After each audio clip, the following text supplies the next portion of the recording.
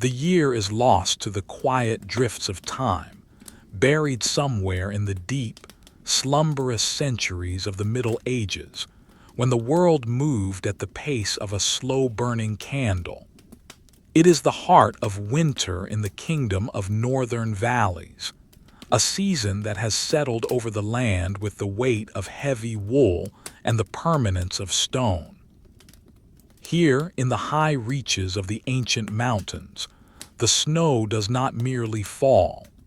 It descends with a deliberate, hypnotic rhythm, erasing the boundaries between the earth and the sky, silencing the forests, and wrapping the stone structures of humanity in a thick, muffling blanket of white. High above the valley floor, perched upon a crag of granite that has withstood the erosion of eons, stands the solitary tower.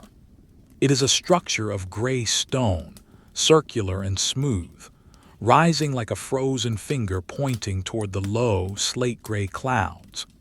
There are no banners fluttering from its peak today, for the wind is too heavy with snow to stir the fabric.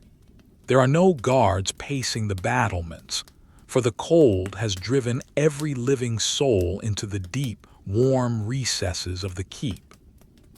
There is only the tower, standing in absolute, unwavering stillness, a monument to solitude and safety. Inside the uppermost chamber of this stone sentinel lives the princess. She is the sole occupant of this high room, a sanctuary designed not for imprisonment, but for a retreating peace, a place where the noise of the court and the demands of the realm cannot reach. The room is perfectly round, mirroring the shape of the tower itself. The walls are 3 feet thick, built of quarried limestone blocks that were hauled up the mountain by oxen centuries ago. These stones have absorbed the cold of 1,000 winters, yet they also hold the heat of the hearth, creating a boundary between the freezing void outside and the amber warmth within. The princess sits by the window. It is a narrow aperture, tall and arched, fitted with thick, uneven glass that distorts the view of the outside world into a painterly smear of grays and whites. She is not waiting for anyone. There is no anticipation in her posture, no anxious glancing at the horizon. There is only the profound, settling satisfaction of being entirely alone, protected from the elements, with nothing to do but exist in this suspended moment of time. She wears a gown of heavy midnight blue velvet, lined with the softest squirrel fur, the weight of the fabric grounding her to the heavy oak chair in which she rests. Over her shoulders is draped a thick shawl of knitted cream wool, pulled tight against her neck, smelling faintly of lavender and dried cedar. She watches the snow. It is a mesmerizing, endless procession. The flakes are large today, heavy with moisture, clumping together as they drift down from the leaden sky. They do not swirl or dance. The air is too still for that. They simply fall straight down in a curtain of white silence. She focuses her eyes on a single flake, tracking its slow descent from the top of the window frame to the bottom, a journey that seems to take an eternity. When it disappears below the stone sill, she selects another, and then another, her mind emptying of all thought, filled only with the rhythmic vertical motion of the storm. Outside, the world has been reduced to 2 colors, the deep, dark gray of the stone and the trees, and the overwhelming, luminous white of the snow. The pines that line the ridge below the tower are bowed under the weight of the accumulation. Their branches, usually sharp and bristling, have been softened into rounded mounds, like sleeping bears huddled against the cold. The path that leads up to the tower has long since vanished, filled in by the drifts until it is indistinguishable from the surrounding slopes. There is no way up and no way down. The isolation is complete. The princess shifts slightly in her chair. The movement is slow, barely rustling the velvet of her dress.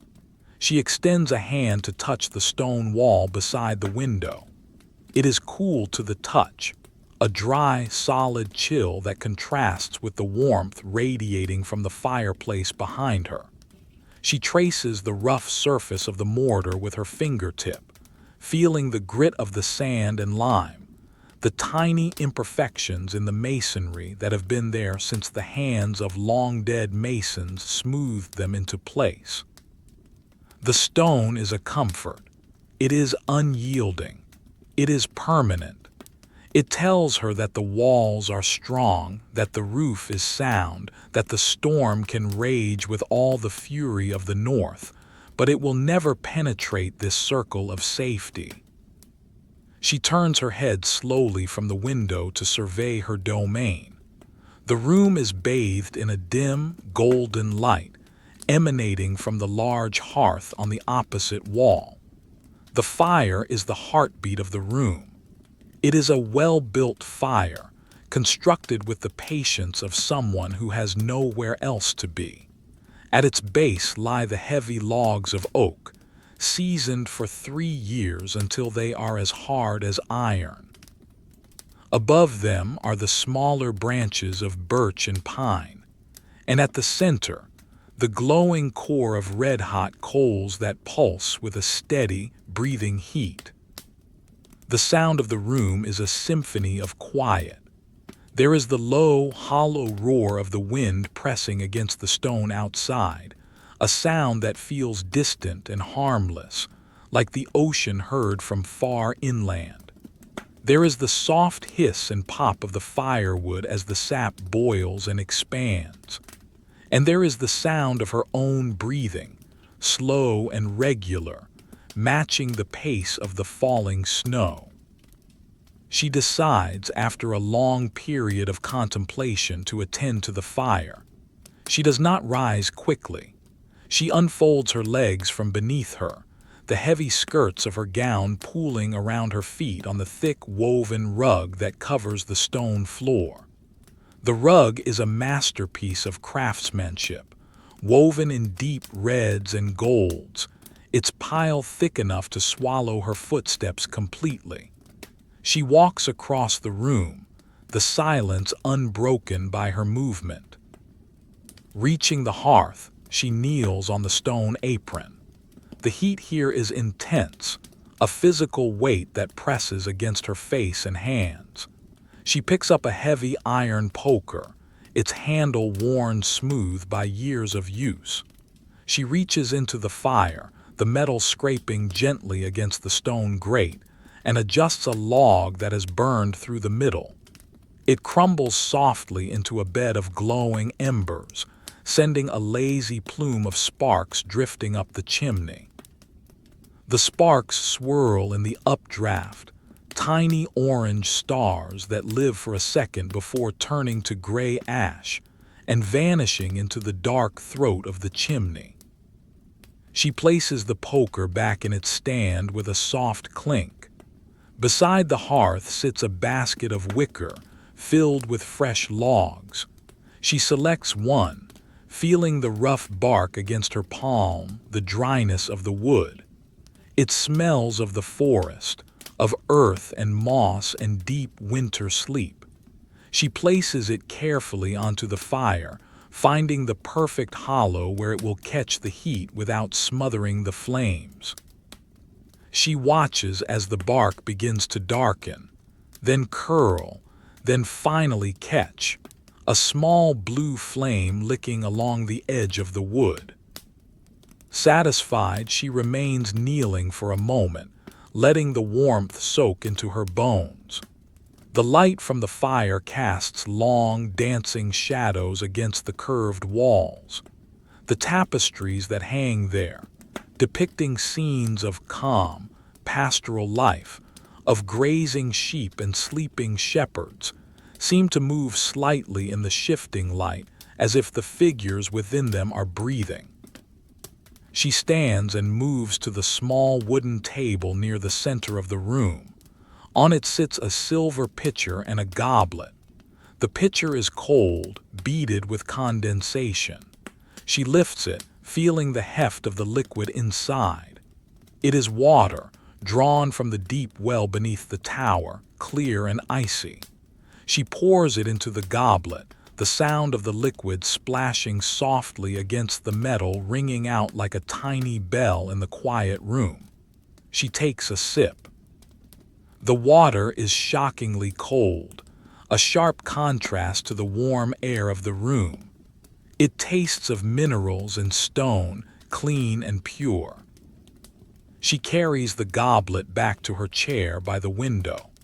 The light outside has dimmed further as the afternoon wears on toward evening. The gray of the sky is deepening to a bruised purple, and the snow seems to glow with its own internal luminescence in the gathering dusk. The world is closing in, the horizon shrinking until it consists only of the tower and the snow immediately surrounding it. The princess settles back into the chair, adjusting the wool shawl around her shoulders. She picks up a book that lies on the small side table. It is a large volume bound in cracked brown leather, its pages made of thick, creamy vellum. She opens it, not to read, but simply to look at the illuminated letters. The pages smell of old paper and ink. She runs her hand over the text, feeling the slight indentation where the quill pressed into the parchment. The ink is black, the capital letters decorated with gold leaf and crushed lapis lazuli. She traces the curve of a capital S, her finger following the intricate vines and leaves that the scribe had drawn around the letter centuries ago. She turns a page. The sound of the vellum turning is loud in the silence, a crisp, dry crackle that signifies the passing of time. She studies a drawing of a garden, analyzing the tiny brush strokes used to create the leaves of a rose bush. She counts the leaves. 1, 2, 3, 4. She counts the petals on the rose. 1, 2, 3, 4, 5. The tediousness of the task is comforting. It requires no thought, only observation. It is a meditation. Closing the book slowly, she rests it on her lap. The weight of it is grounding. She looks back to the window. The snow is falling harder now. The individual flakes are lost in the density of the storm. It is simply a wall of white moving downwards. The wind has picked up slightly, moaning around the curve of the tower, a low, mournful sound that serves only to emphasize the safety of the room. She thinks of the supplies in the larder downstairs. She mentally catalogs them, a ritual she performs every evening. There are sacks of grain, their burlap rough and dusty. There are barrels of salted fish, sealed tight with wax. There are jars of honey glowing amber in the dark. There are wheels of cheese wrapped in cloth aging slowly on the wooden shelves. There is enough. There is always enough. The abundance is boring, and that is its beauty. There is no scarcity to fear, no need to ration. There is only the slow consumption of the days and the supplies, a perfect equilibrium. The fire pops again, a sharp sound that makes her blink slowly. Her eyelids feel heavy. The warmth of the room is a physical weight pressing her down into the cushions of the chair. She watches the reflection of the flames dancing in the dark glass of the window, superimposed over the falling snow outside. Fire and ice, warmth and cold, inside and outside. The duality is simple and absolute. She breathes in deeply, smelling the wood smoke, the wool, the old paper, the lavender. It is the scent of winter peace. She is the lonely princess, but she is not lonely. She is the keeper of the quiet. She is the watcher of the snow. And as the night begins to fall in earnest, turning the gray world to black, she knows that there is nowhere else she would rather be, and nothing else she needs to do. The night stretches out before her, long and empty and wonderfully, perfectly dull. Wait for the next part. The darkness has fully descended now, pressing against the stone walls of the tower with a physical weight, vast and absolute. The gray twilight, which had lingered so stubbornly for hours, has finally surrendered to the deep, velvet black of a moonless winter night. The window, previously a portal to the falling snow, has transformed into a dark mirror, reflecting the interior of the chamber back upon itself. The storm outside is no longer visible, save for the occasional ghost of a snowflake that brushes against the glass, illuminated for a split second by the firelight before vanishing back into the void. The wind continues its low, mournful chant around the curvature of the stone, a constant, droning reminder of the freezing world that lies beyond the sanctuary of these 3-foot-thick walls. Inside, the atmosphere has shifted. The natural light has failed and the room has contracted, becoming more intimate, more enclosed. The corners of the chamber are draped in heavy shadow, soft and indistinct. The only light comes from the hearth, where the great oak logs have settled into a steady, glowing combustion. The flames are lower now, less frantic than they were in the afternoon, pulsing with a deep, rhythmic orange heat that seems to breathe in time with the princess's own slow heartbeat. The princess decides that it is time for light, not the harsh, demanding light of the sun, but the soft, living light of the flame. She rises from her chair, her movements fluid and unhurried. The heavy velvet of her gown whispers against the wool of the rug as she stands. She leaves the warmth of the hearthside for a moment, stepping into the cooler air of the room's periphery. The temperature difference is slight, barely a degree, but it feels refreshing against her skin, a gentle reminder of the season. She moves to a small, carved chest that sits against the eastern wall. The wood of the chest is black walnut, dark and rich, polished with beeswax until it gleams like a dark pool of water. She lifts the heavy lid. The hinges are well oiled. They open silently, revealing the contents within. Neatly stacked inside are the candles. They are not the cheap tallow dips used by the peasantry, which sputter and smell of rendered fat. These are pure beeswax candles, rolled by the monks in the Valley Monastery years ago, stored here for just such a night. They are long and slender, the color of old ivory, smelling faintly of honey and summer meadows, a scent that seems impossibly distant in the depths of this winter.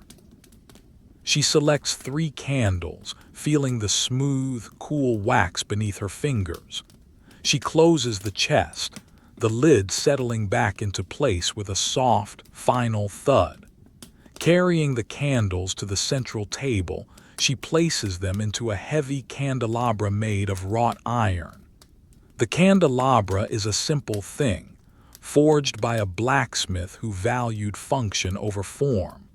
Its base is wide and stable, its arms branching out like the limbs of a winter tree. She presses the base of each candle firmly into the iron sockets, twisting them slightly to ensure they are secure, upright, and perfectly vertical. Next, she must retrieve the fire. She walks back to the hearth, scanning the mantel for the spilled jar. It is a ceramic vessel, glazed in a speckled blue, filled with long, thin strips of pine wood, spills designed to transfer flame. She selects one, the dry wood light as a feather in her hand. She kneels on the stone apron of the hearth once more. The heat washes over her face, dry and intense. She extends the pine spill toward the center of the fire, finding a small tongue of blue flame dancing between two logs. She touches the wood to the fire. For a moment, nothing happens. Then, a tiny curl of smoke rises, followed instantly by a bright, cheerful yellow flame that latches onto the tip of the pine spill. She withdraws her hand carefully, cupping her other palm around the small flame to protect it from the drafts of the room, though the air is still. She walks slowly back to the table, carrying the captive fire. The small flame casts a moving shadow across her face and the walls, a flickering companion in the quiet. She touches the burning spill to the wick of the first candle.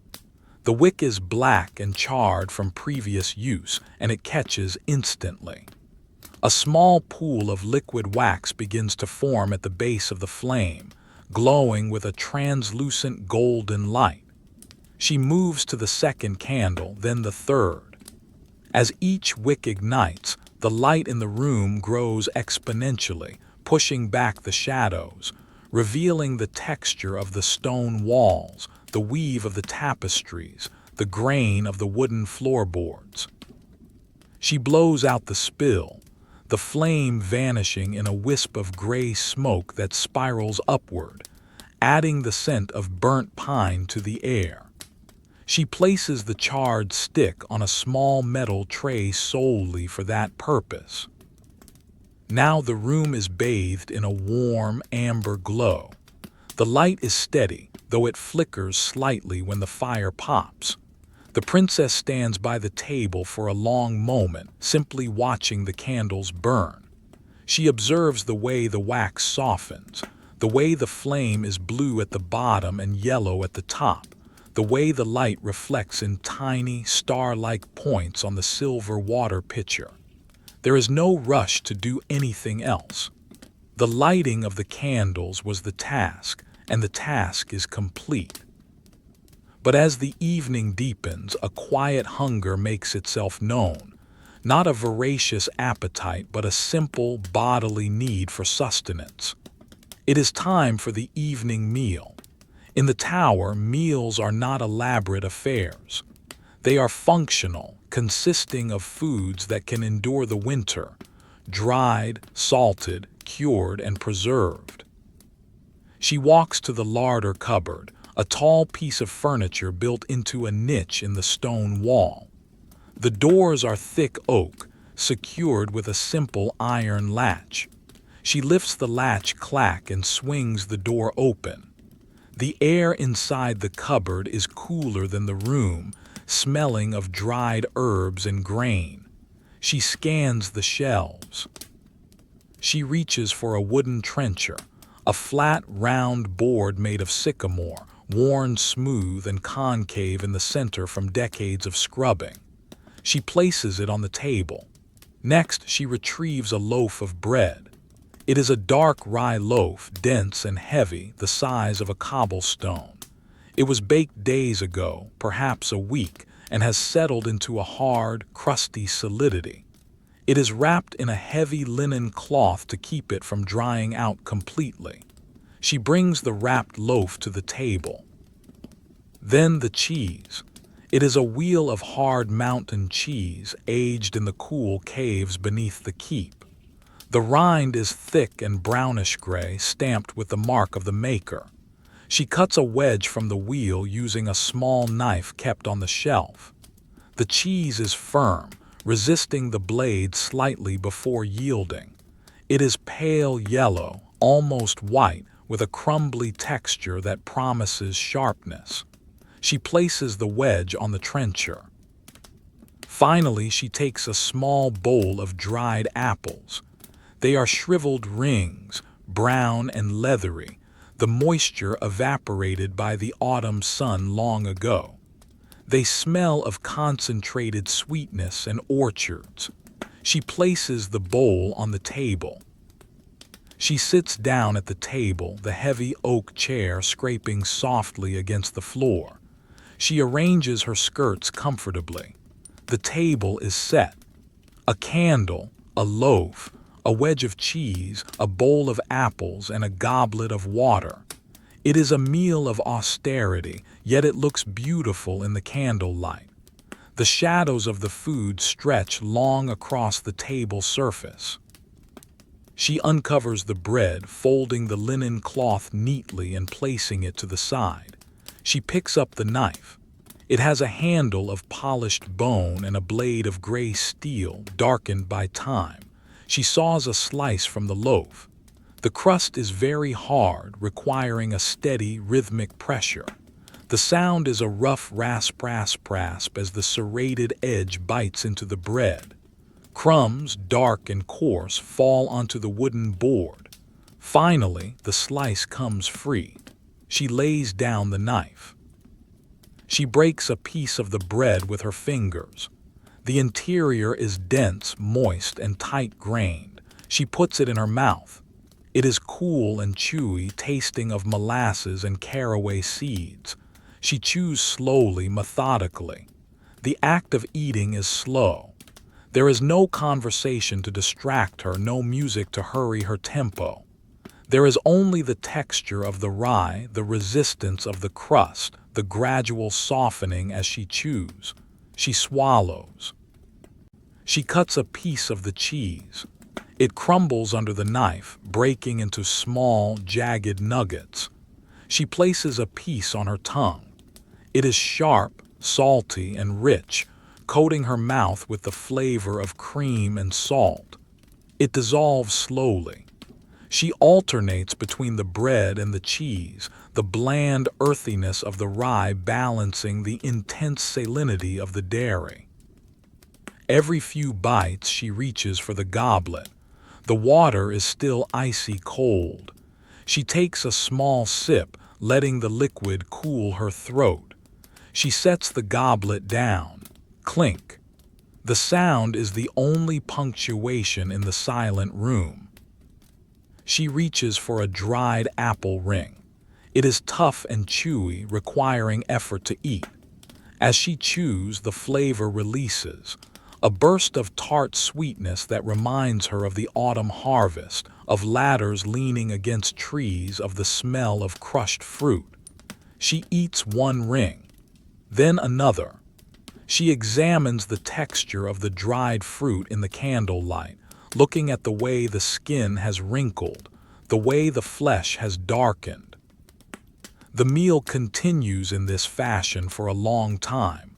There is no hurry to finish.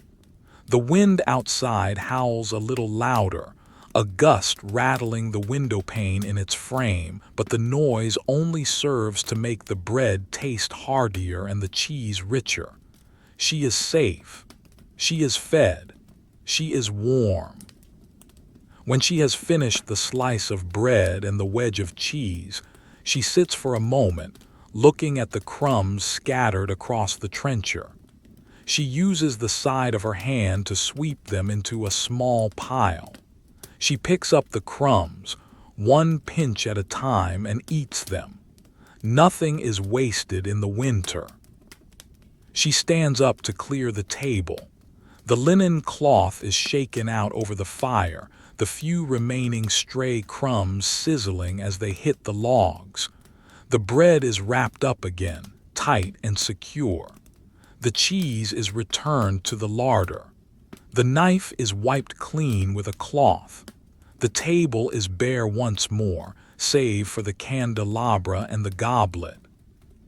The princess returns to her chair by the fire, but she does not sit immediately. She stands with her back to the flames, letting the heat warm her spine through the velvet and the fur. She looks out at the room.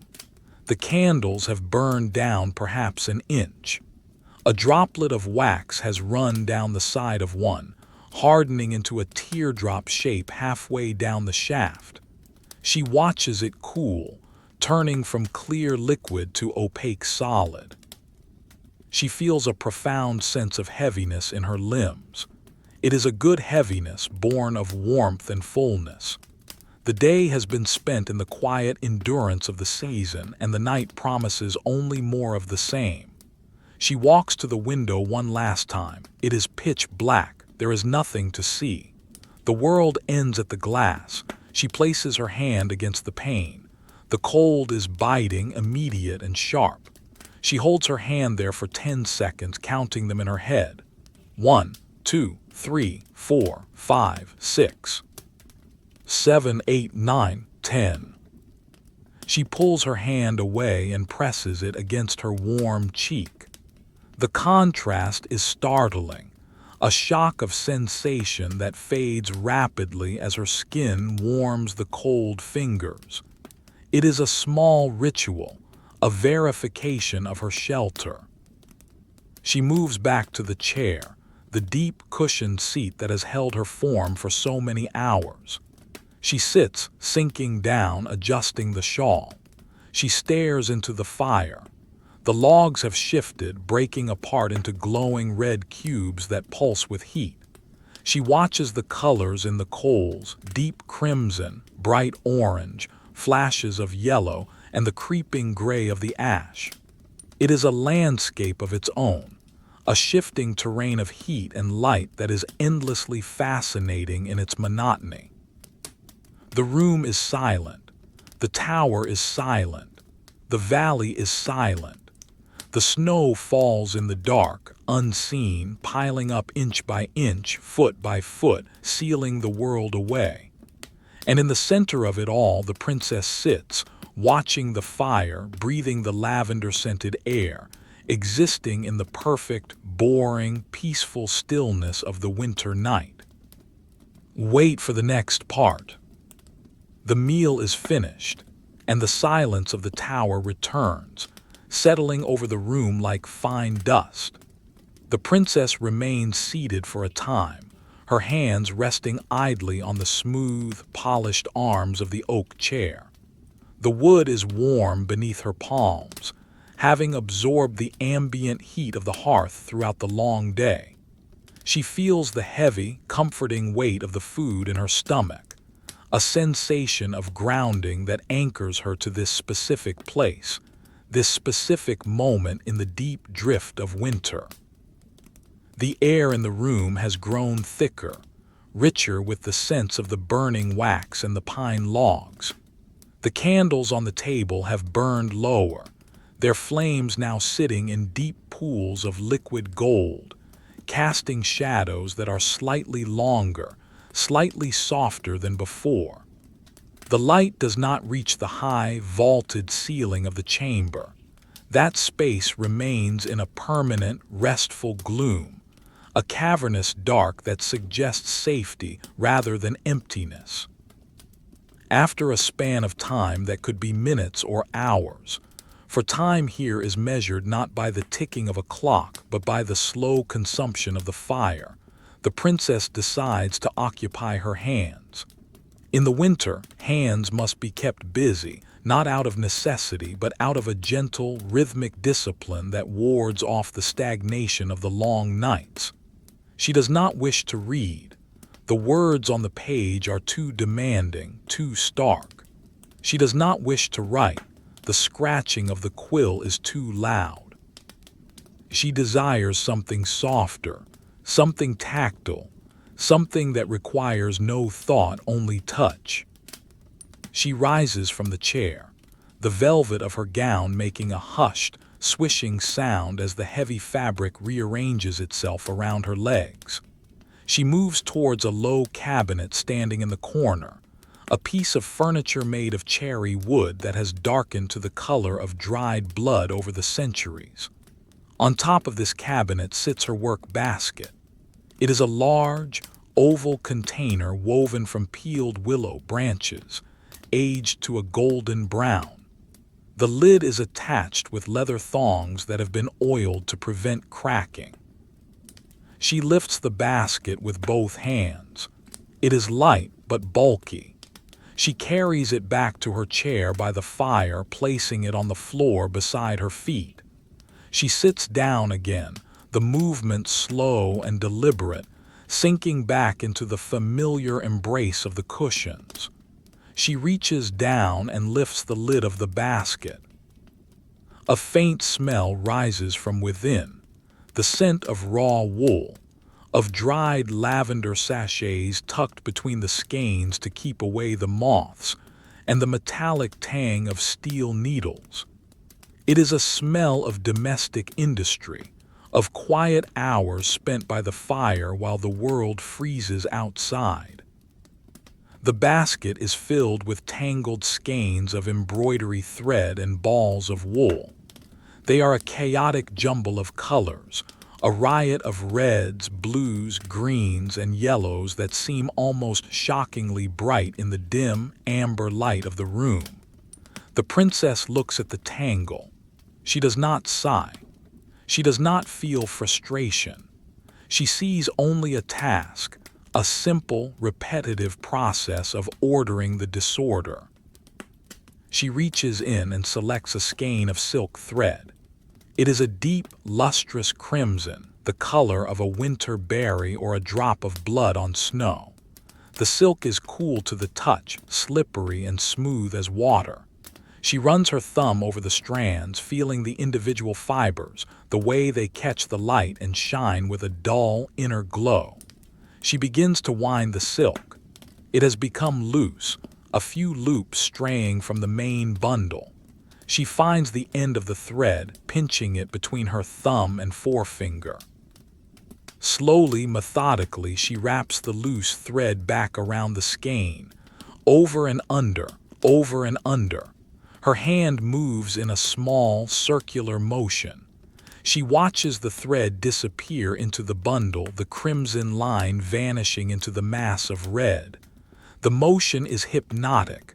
Her breathing slows to match the rhythm of her hand. Wind, pause, wind, pause. When the crimson skein is tidy, she places it on the small side table. She reaches back into the basket and pulls out a ball of wool. This one is rougher, coarser. It is undyed, the natural creamy white of the sheep. It feels lanolin-rich and slightly greasy, a texture that speaks of the animal, of the flock huddled together in the lower valleys. The wool is warm to the touch, trapping the heat of her fingers instantly. She finds a knot in the wool, a small, tight tangle where the yarn has twisted back on itself. She brings the ball closer to her eyes, leaning slightly towards the firelight to see better. She picks at the knot with her fingernails. It is stubborn. She does not pull hard, that would only tighten it. Instead, she gently teases the loops apart, loosening one strand then another. It takes time. She works at it for 5 minutes, perhaps 10. There is no rush. The knot is a puzzle, a tiny labyrinth of fiber to be solved. Finally, the tension releases, and the yarn goes slack. She smooths out the kink in the wool, running the length of it between her palms to flatten the fibers. She places the ball of wool next to the crimson silk. She continues this process of sorting. She finds a skein of forest green, the color of the pines outside. She finds a length of sky blue, a reminder of the summer days that feel like a dream from another life. She organizes them by texture, silk with silk, wool with wool, linen with linen. She organizes them by color, the warm tones of red and orange together, the cool tones of blue and green together, the neutrals of white and brown in their own pile. The piles grow slowly on the table. The basket empties. At the bottom of the basket, beneath the soft landscape of yarns, lie her tools. There is a wooden needle case, carved in the shape of an acorn. There is a pair of small iron scissors, shaped like a stork, the beak forming the blades. There is a thimble made of silver, pitted with tiny indentations from years of pushing needles through heavy cloth. She picks up the thimble. It is cold metal, She places it on the middle finger of her right hand. It fits perfectly a second skin. She taps it against the wooden arm of the chair. Click, click, click. The sound is sharp and precise. She turns the thimble around her finger, feeling the smooth interior against her skin. She decides to sew, just for a little while. Not a new project, but the continuation of an old one. She reaches into the very bottom of the basket and pulls out a square of linen. It is an off-white fabric, woven with a tight, even weave. Embroidered in the center is the beginning of a geometric pattern, a series of interlocking diamonds in dark blue thread. She selects a needle from the acorn case. It is a slender shaft of steel gleaming in the firelight. She holds it up, squinting one eye to see the eye of the needle. It is a tiny, elongated oval of darkness. She picks up the dark blue thread she had sorted earlier. She cuts a length with the stork scissors. Snip. The sound is crisp. She licks the end of the thread to moisten the fibers, twisting them into a fine point. She brings the thread to the needle. This is the moment of greatest focus. The world narrows down to the relationship between the thread and the eye. She moves slowly. The thread approaches the steel. It wavers slightly. She steadies her hand against the arm of the chair. She pushes the thread. It catches on the rim, bends, and refuses to enter. She pulls it back. She tries again. This time, the thread passes through. She pulls it until a tail hangs down, doubling the thread. She knots the end, rolling the thread between her thumb and forefinger, creating a small, messy ball of friction that becomes a knot. She spreads the linen over her knee, smoothing out the wrinkles with her left hand. The fabric is cool and stiff. She finds the place where the pattern was left off, a half-finished diamond. She pushes the needle up from underneath the fabric. The point pricks through the weave, emerging on the surface. She pulls. The thread follows, whispering against the linen, shhhhp, until the knot catches on the underside. She makes a stitch.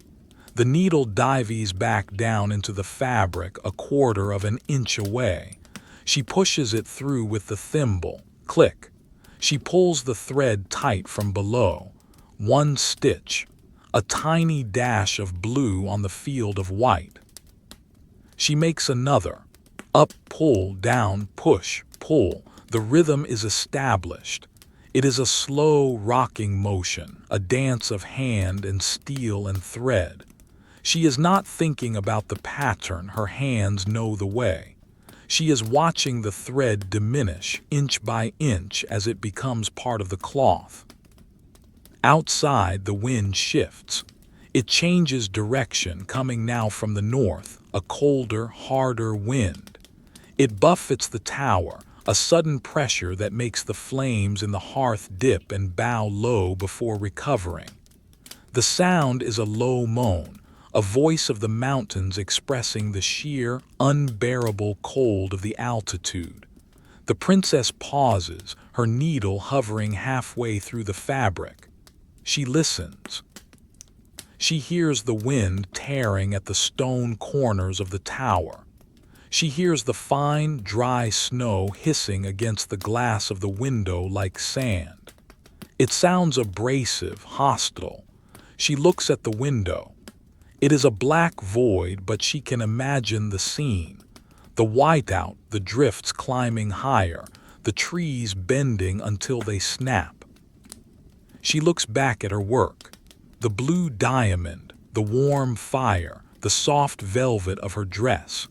The contrast creates a physical sensation of pleasure, a shiver that runs down her spine not from cold but from the recognition of heat. She is inside. The storm is outside. The wall is between them. The wall holds. She takes another stitch, and another. The line of blue thread grows. A diamond is completed. She starts the next one. The work is slow. It does not matter if she finishes this diamond tonight or next week or next year. The linen will wait. The thread will wait. The winter is long. After she has used up the length of thread, she ties off the end on the underside of the fabric, burying the knot in the weave. She snips the thread with the scissors. Snip. She places the needle back in the acorn case, screwing the lid on tight to keep it safe. She folds the linen carefully, aligning the edges, and places it back in the bottom of the basket. She begins to return the sorted wool and silk to the basket. She does not dump them in.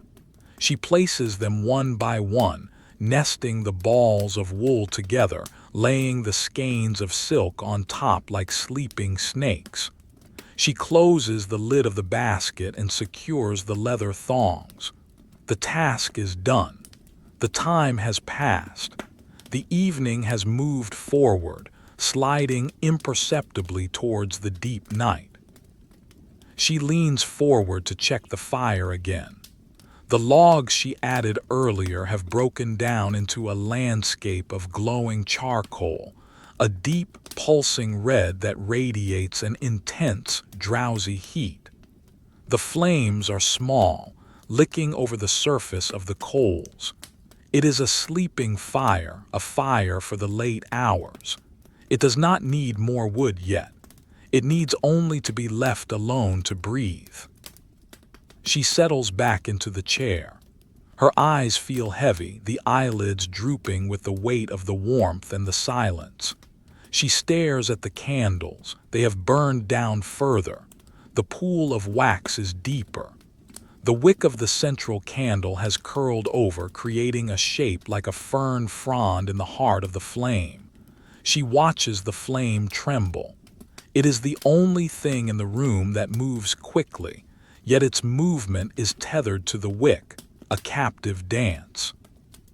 She is conscious of the silence in a new way now. It is not just an absence of noise. It is a presence, a heavy, muffled substance that fills the room like water. It presses against her ears, a soft, cottony pressure. It is the silence of snow, the silence of stone, the silence of a world asleep. She allows her gaze to drift around the room, cataloging the shadows. The shadow of the chair stretches long and distorted across the floor, reaching towards the door. The shadow of the candelabra is a complex, multi-armed spider on the table. The shadows in the corners of the room are thick and impenetrable, hiding the join between the walls and the floor. She feels a profound sense of boredom, a deep, luxurious ennui that loosens her muscles and slows her thoughts. There is nothing to worry about. There is no news to receive. There is no one to please. There is only the sensation of the velvet against her skin, the warmth on her face, and the slow, steady beat of her own heart.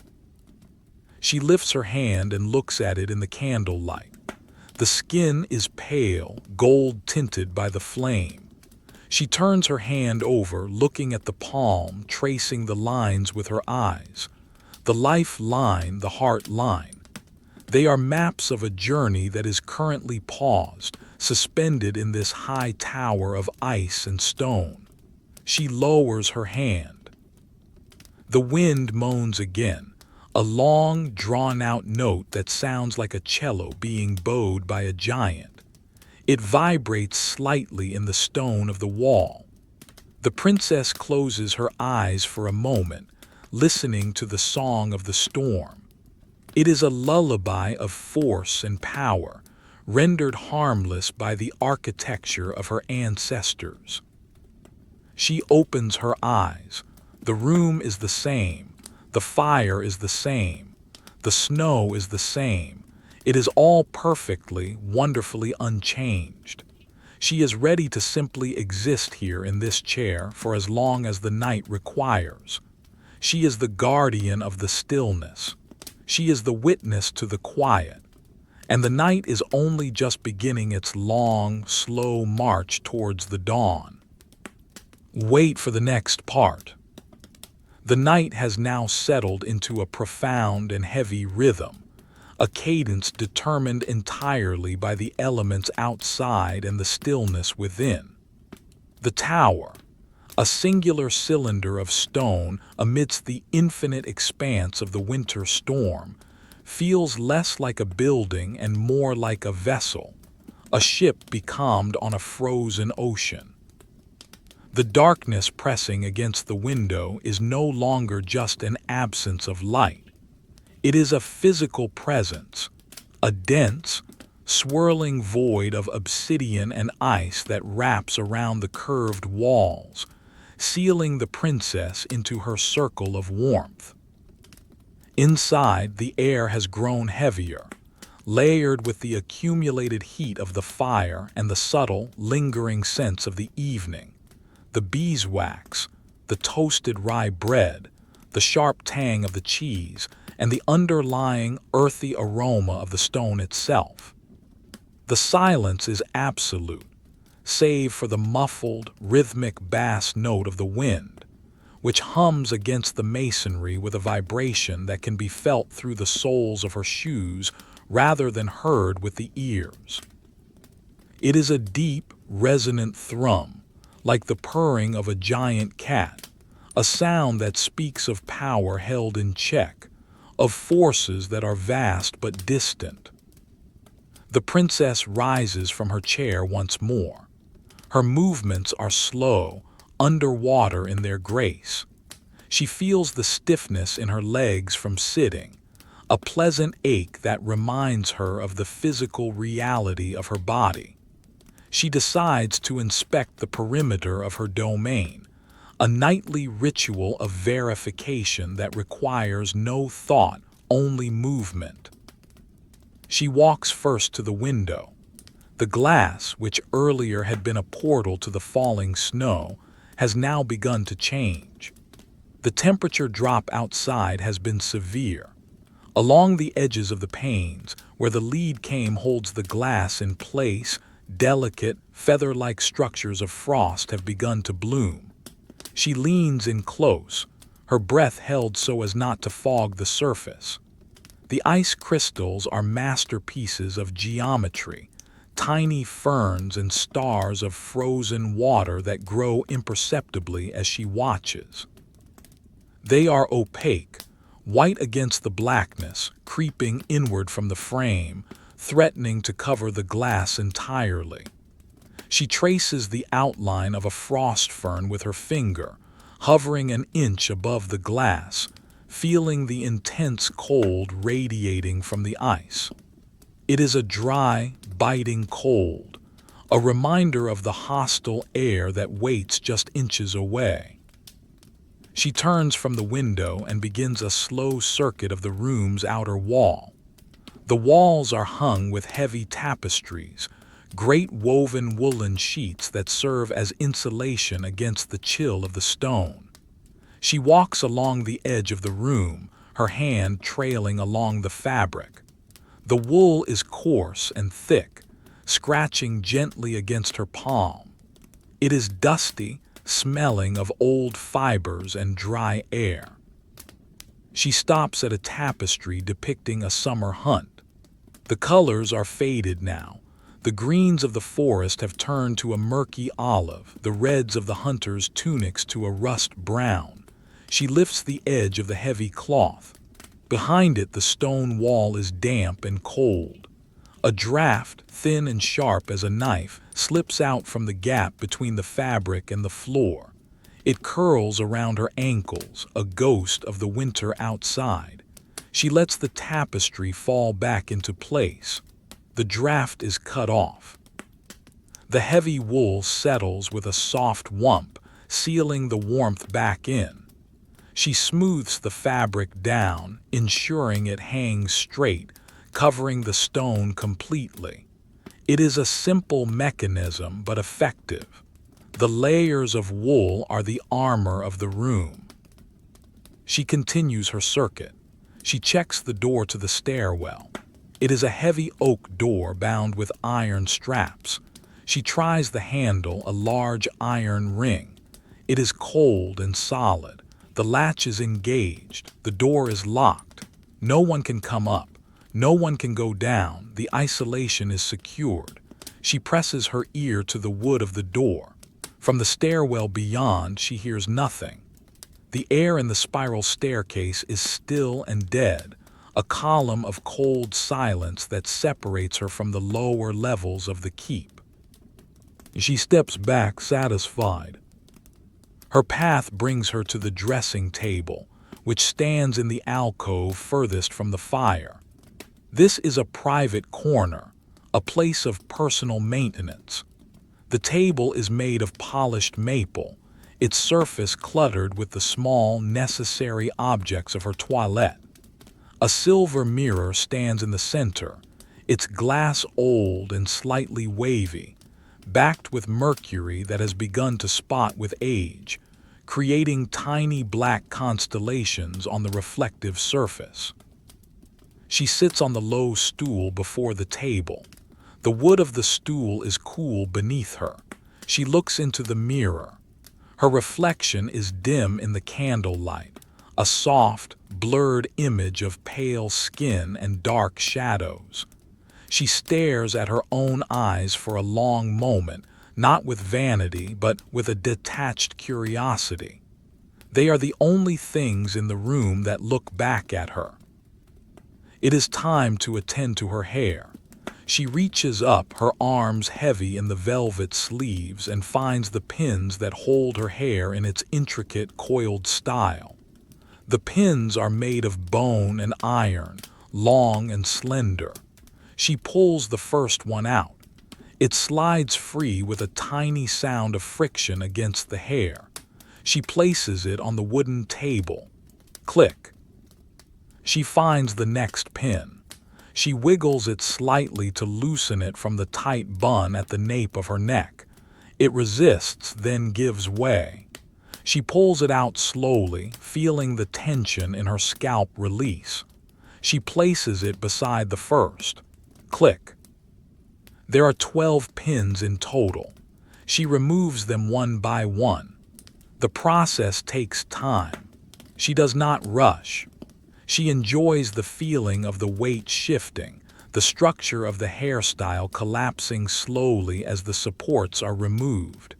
With each pin she removes, a lock of hair falls loose, brushing against her neck, cool and soft. When the last pin is removed, click, she shakes her head gently. The heavy mass of her hair tumbles down, cascading over her shoulders and down her back, a dark curtain that shuts out the peripheral vision of the room. It is a relief. The weight is now distributed, hanging free. She runs her fingers through the strands, massaging her scalp, feeling the blood return to the skin where the hair had been pulled tight all day. She picks up her hairbrush. It is a heavy object, the handle made of silver, embossed with a pattern of ivy leaves that have been worn smooth by the grip of her hand over the years. The bristles are stiff boar hair, dense and dark. She weighs the brush in her hand, feeling its familiar heft. She begins to brush. She starts at the ends, working out the small tangles that have formed during the day. The sound is a rough, rhythmic shhh as the bristles move through the dry hair. It is a dry sound, like feet walking through autumn leaves.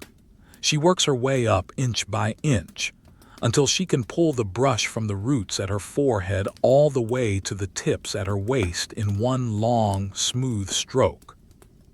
She begins to count the strokes. It is a habit, a way to mark the time, a way to induce a trance. 1. The brush travels down the left side of her head. The bristles scrape pleasantly against her scalp, stimulating the skin. The hair creates a static crackle, faint and electric, as the brush passes through. 2. She moves to the right side. The silver handle glides in her hand. The motion is repetitive, hypnotic, up, down, lift, descend. 3.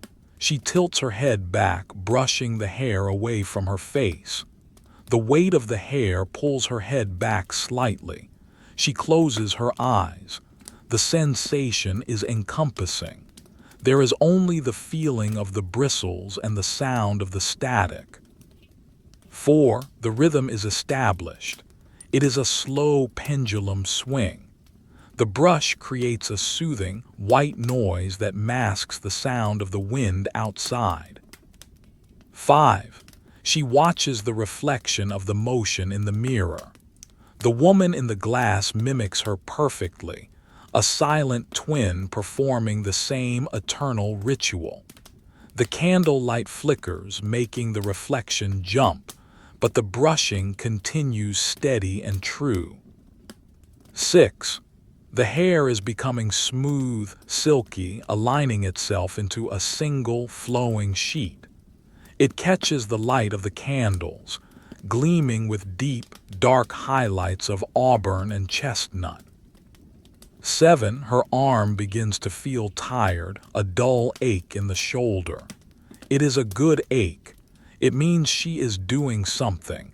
It means she is alive. She does not stop. The fatigue is part of the process. 8. She switches hands, the brush feeling slightly awkward in her left hand, but the rhythm holds. Rush, rush. The sound is the heartbeat of the room now. 9. She brushes the underside, lifting the heavy mass to reach the hair near the neck. It is warmer there, trapping the heat of her body. 10. She pauses. She rests the brush on her lap. She breathes in the scent of the room, now mingled with the faint, released scent of her hair, rose water and almond oil, applied days ago, still lingering in the strands. She continues this for a long time, losing count after 50, simply letting the motion carry her. The repetition is a balm. It smooths out not just the tangles in her hair, but the tangles in her mind. There is no past, no future, only the brush and the hair. Finally, when her arms are heavy and her hair is a sheet of polished silk, she sets the brush down on the table. Clatter. The sound is loud in the silence. She looks at the brush, seeing a few loose hairs trapped in the bristles. She picks them out, winding them into a tiny ball and places them in a small ceramic waste bowl. She picks up a small jar of glass with a silver lid. She unscrews it. Inside is a thick white cream made of rendered sheep's fat and lavender oil. It is for her hands.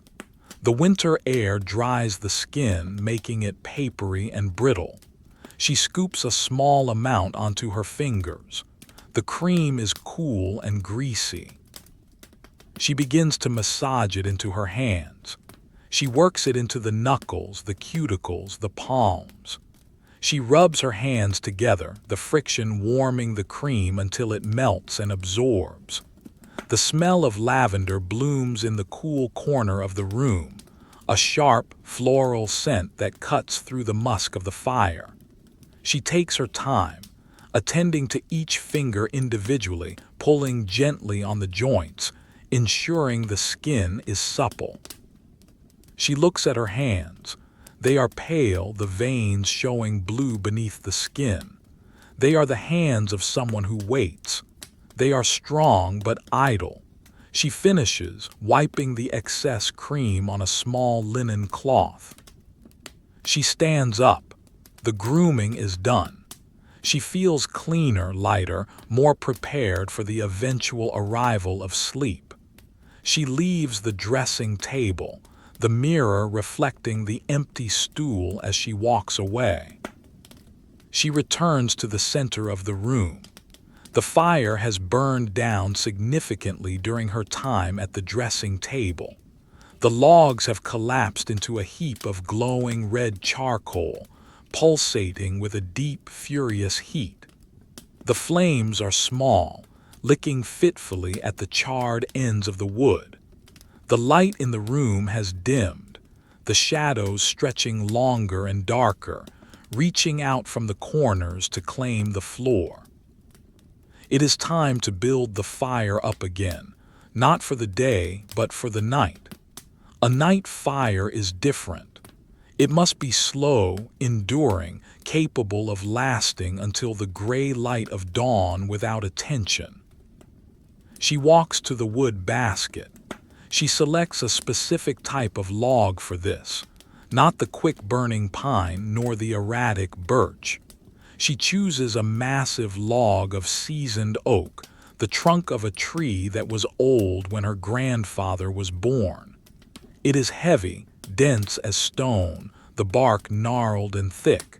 She needs both hands to lift it.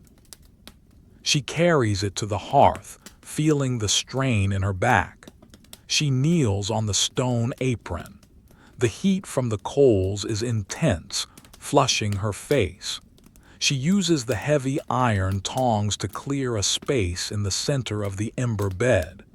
She pushes the glowing coals aside, creating a valley of red heat.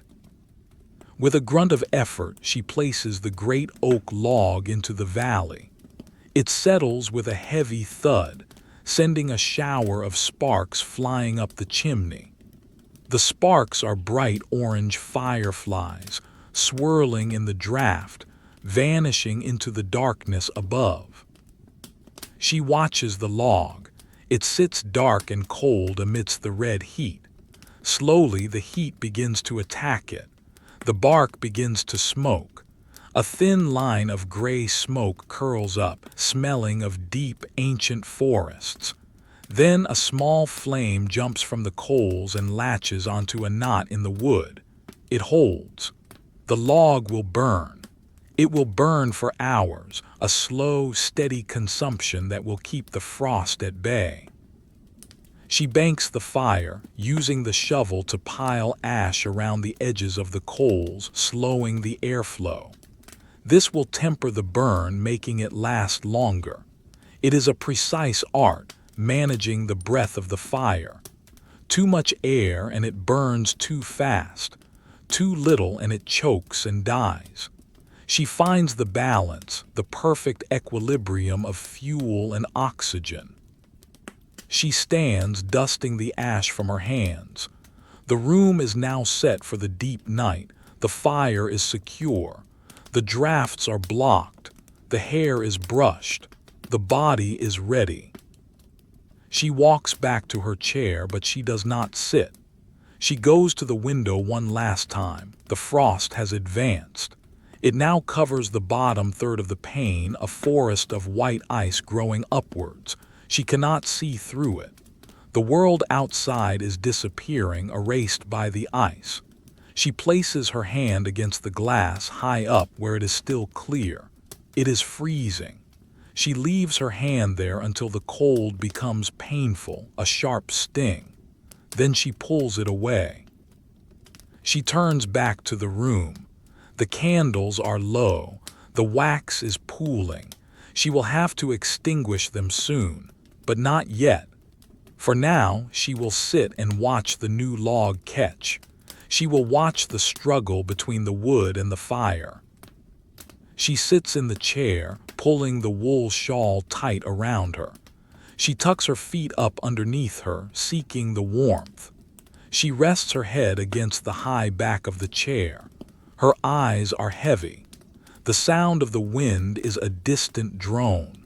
The crackle of the new log is a sharp, comforting punctuation. She is the princess of the tower. She is the keeper of the flame. She is the watcher of the ice. And the night stretches on, vast and empty and perfectly, beautifully boring. The slow rotation of the earth carries her through the darkness, 1 second at a time, towards a morning that feels an eternity away. She is content. She is safe. She is here. Wait for the next part. The tower room has now succumbed to the full, immersive weight of the night. The transition from evening to deep night is subtle, marked not by a sudden change, but by a deepening of the existing conditions. The wind outside has found a consistent, monotonous pitch, a low, resonant hum that vibrates through the stone floor, rising and falling in slow, oceanic swells. It is a sound so constant that it has become the silence itself, a baseline frequency against which all other sounds are measured. Inside, the fire has settled into its long, enduring burn. The great oak log, placed with such care, has caught fully now. It does not blaze with the frenetic energy of kindling. Instead, it glows with a deep, pulsing red heat, a solid block of thermal energy that radiates steadily into the room, pushing back the encroaching chill of the stones. The candles on the table have burned down to stubs. The wax has pooled into wide, irregular lakes on the iron saucers of the candelabra, hardening at the edges into opaque white rims while remaining liquid and golden at the center. The flames are small now, drowning in their own fuel, flickering blue at the base and emitting tiny wisps of black smoke that spiral lazily upward, adding a sharp, acrid note to the heavy, warm air. The light they cast is low and intimate, drawing the boundaries of the visible world in close around the hearth and the chair. The corners of the room have disappeared entirely into soft, velvety darkness. The princess sits in her chair, her legs tucked beneath her, wrapped in the heavy folds of her velvet gown and the thick wool shawl. She is warm. She is perfectly, deeply warm. The heat from the fire presses against her face and hands, a physical sensation that is almost heavy. Her eyes are half closed, lidded with a delicious, drifting drowsiness. She is suspended in that delicate, borderless state between wakefulness and sleep, where thought becomes fluid and time loses its rigid structure. She decides, after a long period of motionless contemplation, that it is time to extinguish the candles. They have served their purpose. The firelight is enough now. She extends a hand from the warmth of her shawl. The air of the room feels cool against her skin, a stark contrast to the pocket of heat she has created in the chair. She picks up a small metal snuffer from the side table, a cone of brass on a long handle. She reaches out to the first candle. She holds the snuffer over the flame for a moment, watching the way the brass reflects the tiny point of light. Then she lowers it. The cone descends over the flame. For a second there is a trapped glow around the rim and then darkness. She lifts the snuffer. A thin trail of gray smoke rises, smelling of extinguished wick. She moves to the second candle. Down, hold, lift. The light in the room drops by a third. She moves to the third. Down, hold, lift. Now only the fire remains. The room is transformed. The shadows leap up the walls, dancing and swaying with the movement of the flames. The light is warmer, redder, more primal. It turns the stone walls to gold and the dark wood of the furniture to deep amber. The princess watches the transformation, her eyes tracking the shifting patterns of light and dark on the ceiling beams. It is a slow, hypnotic show, performed for an audience of one. She feels a thirst, a dry scratchiness in her throat brought on by the dry heat of the fire. She looks at the goblet on the table. It is empty. The pitcher is still there, sweating with condensation. She uncurls her legs and stands. The movement is stiff, her limbs are heavy with sleep. She walks to the table, her footsteps silent on the thick rug. She lifts the pitcher. It feels lighter now. She pours a small amount of water into the goblet. The sound of the water falling is loud in the quiet room. A clear, musical glug glug glug. She drinks. The water has warmed slightly, losing its biting chill, but it is still cool and refreshing. She drinks slowly, savoring the feeling of the liquid sliding down her throat. She sets the goblet down. Clink. She does not return to the chair immediately. Instead, she feels a pull towards the window, a need to verify the state of the world one last time before surrendering to sleep. She walks to the embrasure. The stone floor near the window is freezing. The cold seeps through the soles of her soft leather slippers. She wraps her shawl tighter. The window is almost completely frosted over now. The delicate ferns of ice have grown into thick, interlocking forests of crystal, obscuring the glass. Only a small patch near the very top remains clear, a tiny porthole into the night. She stands on her tiptoes to peer through it. Outside, the snow is still falling. It is a relentless, driving snow. The flakes are smaller now, harder, driven by the wind. They strike the glass with a faint tick-tick-tick like sand. The world is a swirling chaos of white and black. She cannot see the ground. She cannot see the trees. She can only see the storm itself, a living thing that rages against the stone. She presses her forehead against the cold stone of the window frame. It is shocking, grounding. It clears the fog of sleep from her mind for a moment, sharpening her senses. She listens to the wind.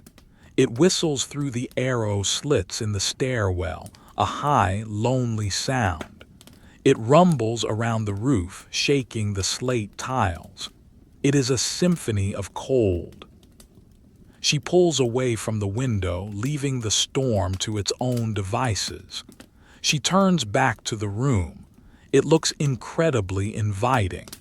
The fire is a glowing cave of safety. The chair is a nest. The bed, which stands in the darkest corner of the room, beckons. It is a large bed, a four-poster made of dark, heavy oak.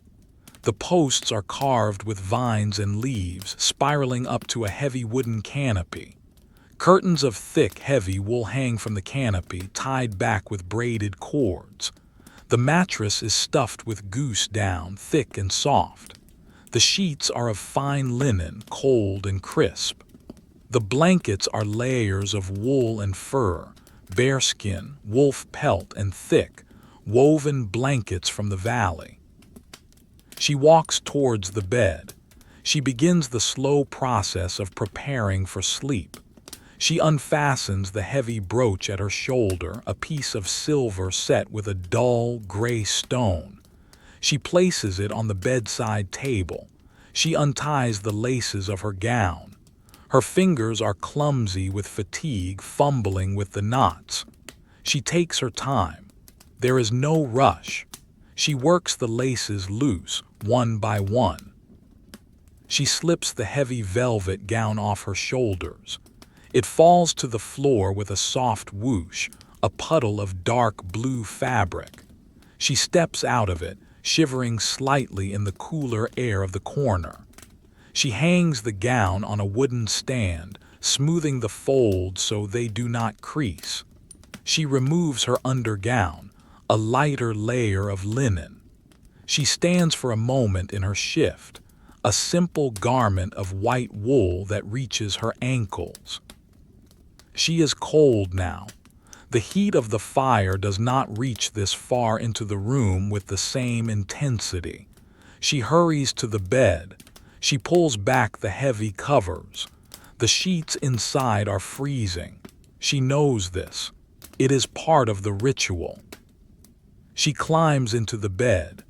The mattress sinks under her weight, the feathers compressing with a soft crunch. She pulls the covers up to her chin. The cold sheets shock her skin, making her gasp softly. She curls into a tight ball, her knees drawn up to her chest, trying to preserve her body heat. She lies still, shivering slightly, waiting for the warmth to come. And it does come. Slowly, inevitably, her body heat begins to warm the pocket of air beneath the heavy blankets. The fur traps the heat. The wool insulates.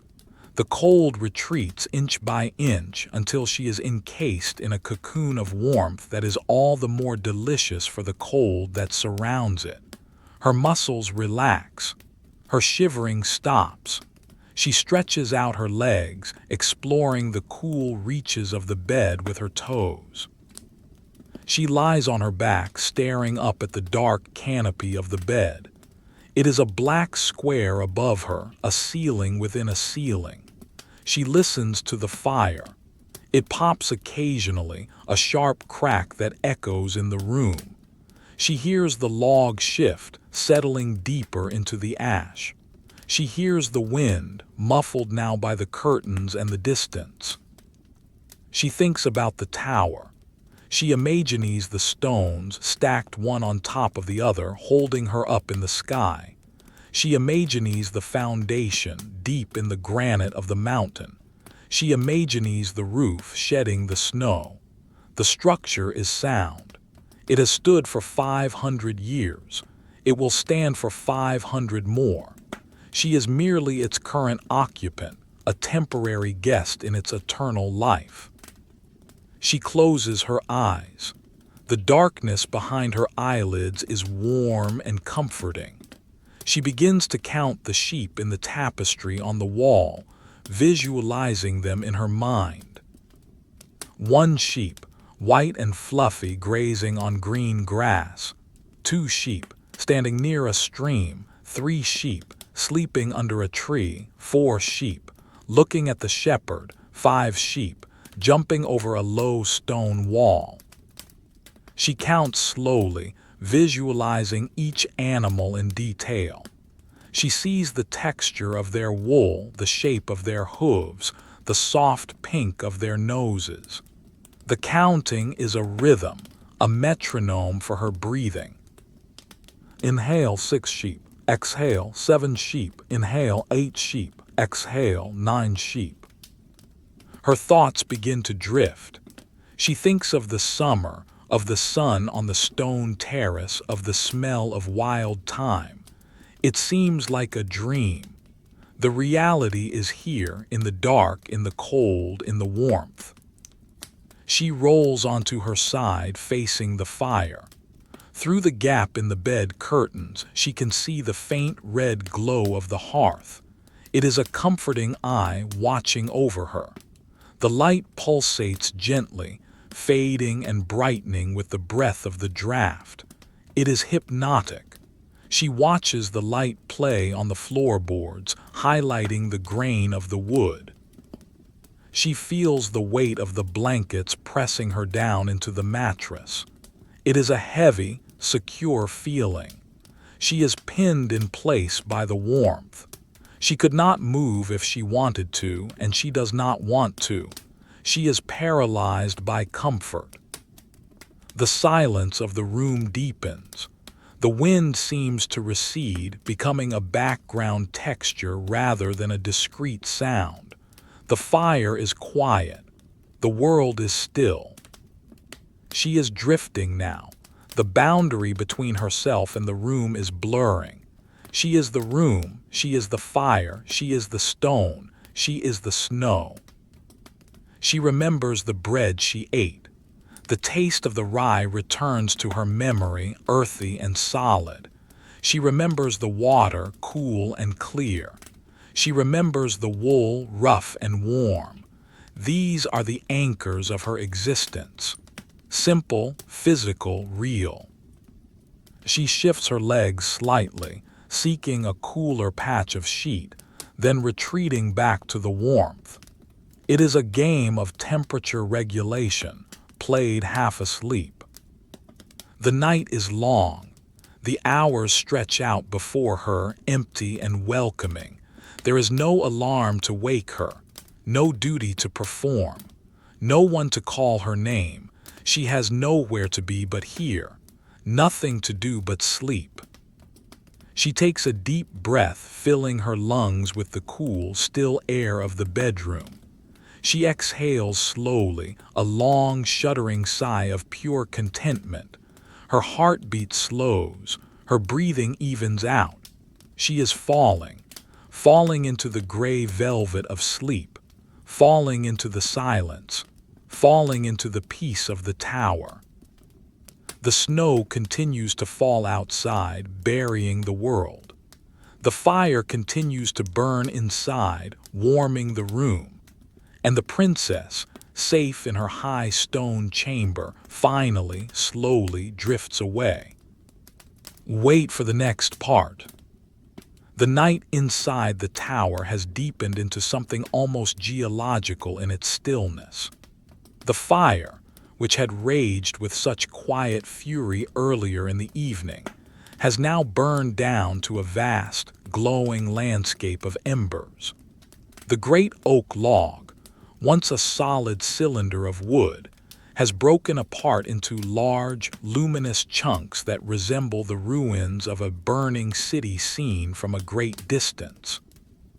These embers pulse with a deep, resonant crimson light, a heartbeat of pure heat that seems to breathe in time with the drafts that whisper down the chimney. The flames have vanished, replaced by this intense, steady radiance that bathes the room in a soft, bloody twilight. The princess is asleep. She lies motionless beneath the mound of furs and wool, a small form almost lost in the heavy bedding. Her breathing is slow and rhythmic, a soft hush-hush that barely disturbs the silence of the room. One hand has escaped the covers and rests near her face on the pillow, palm open, fingers curled slightly in relaxation. The air in the room has cooled significantly since she retired, the stone walls slowly leaching the warmth from the air. But the pocket of heat beneath the blankets remains secure, a fortress of comfort against the encroaching chill. Outside, the storm has shifted its character. The heavy, wet snow of the evening has been replaced by something finer, drier, and colder. The temperature has plummeted. The wind, no longer moaning, now whistles with a high, thin, keening sound as it slices around the cylindrical stonework of the tower. It sounds sharp, metallic, like a blade being drawn across a wet stone. It buffets the window intermittently, rattling the lead panes in their frames with a frantic, chattering noise that serves only to emphasize the solidity of the walls. In the corner of the room, near the heavy oak wardrobe, a shadow moves. It is not a person, nor a ghost, but simply the shifting of light as a log settles in the hearth. A piece of charcoal crumbles, sending a shower of sparks shooting up the chimney and momentarily brightening the room. The shadow leaps, stretches, then recedes back into the gloom. The princess stirs. She does not wake fully, but floats up from the depths of deep sleep to a lighter, dream-filled state. She turns over, pulling the heavy bear fur tighter around her shoulders. The fur is coarse against her cheek, smelling faintly of cedar and wild animal, a scent that is primitive and grounding.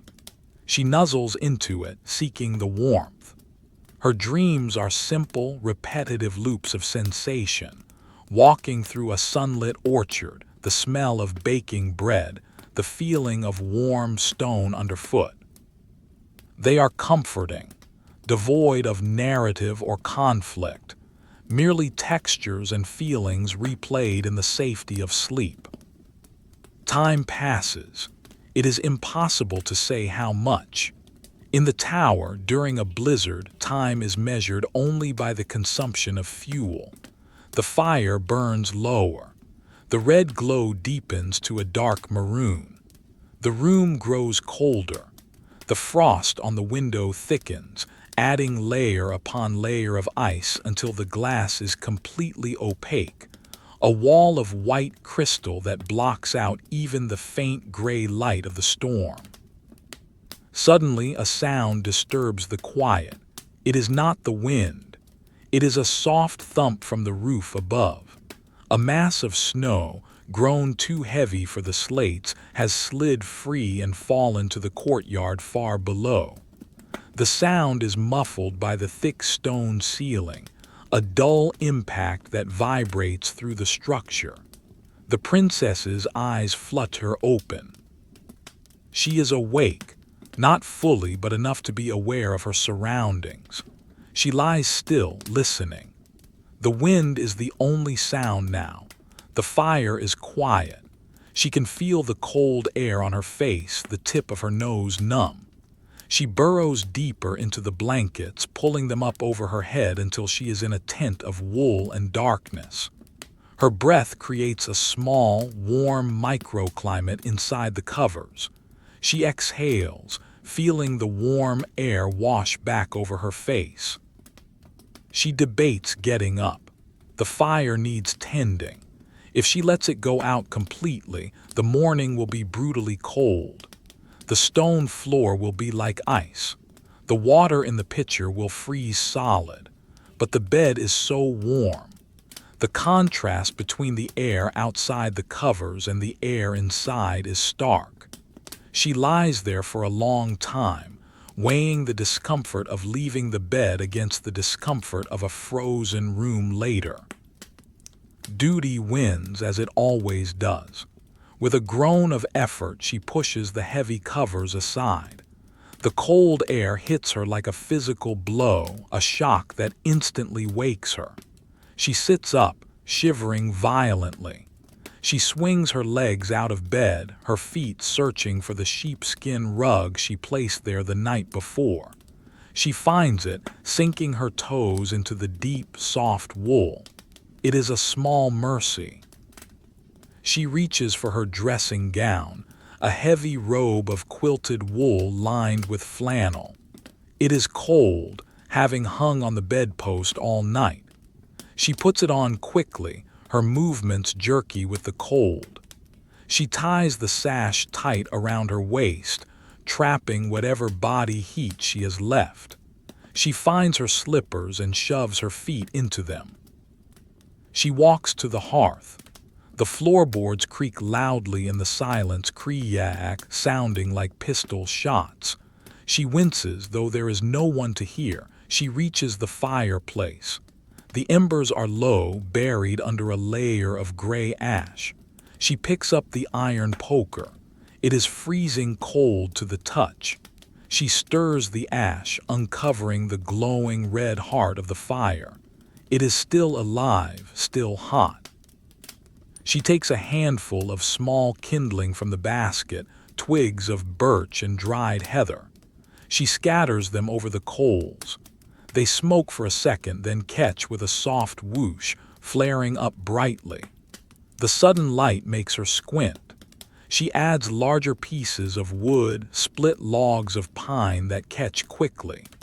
The fire begins to rebuild itself. The flames lick up the chimney, casting long, dancing shadows across the room once more. She stands before the fire, rubbing her arms, waiting for the heat to penetrate her robe. She turns slowly, warming her back, then her front. The fire crackles cheerfully, a friendly sound in the lonely night. She watches the flames, mesmerized by their movement. They are yellow and orange and blue, constantly changing shape, never repeating the same form twice. She feels a thirst again. She walks to the table. The water in the pitcher has a thin film of ice on top. She breaks it with the handle of a spoon crack. She pours a glass. The water is painfully cold, making her teeth ache, but it is pure and clean. She drinks it down in one long draught. She walks to the window. The frost is thick now, intricate patterns of ferns and feathers etched onto the glass by the cold. She scrapes a small peephole with her fingernail. The ice is hard, resisting her. She breathes on it, melting a small circle. She looks out. The world is still a void of white and black. The snow is falling straighter now, less wind-driven. It is piling up on the window ledge, a soft, rounded drift that glows faintly in the darkness. She can see nothing else. No moon, no stars, no landscape, just the falling snow. She turns away. The room is warming up again. The fire is established. She could go back to sleep, but she is awake now. The heaviness of deep sleep has lifted, replaced by a quiet, alert stillness. She decides to sit for a while.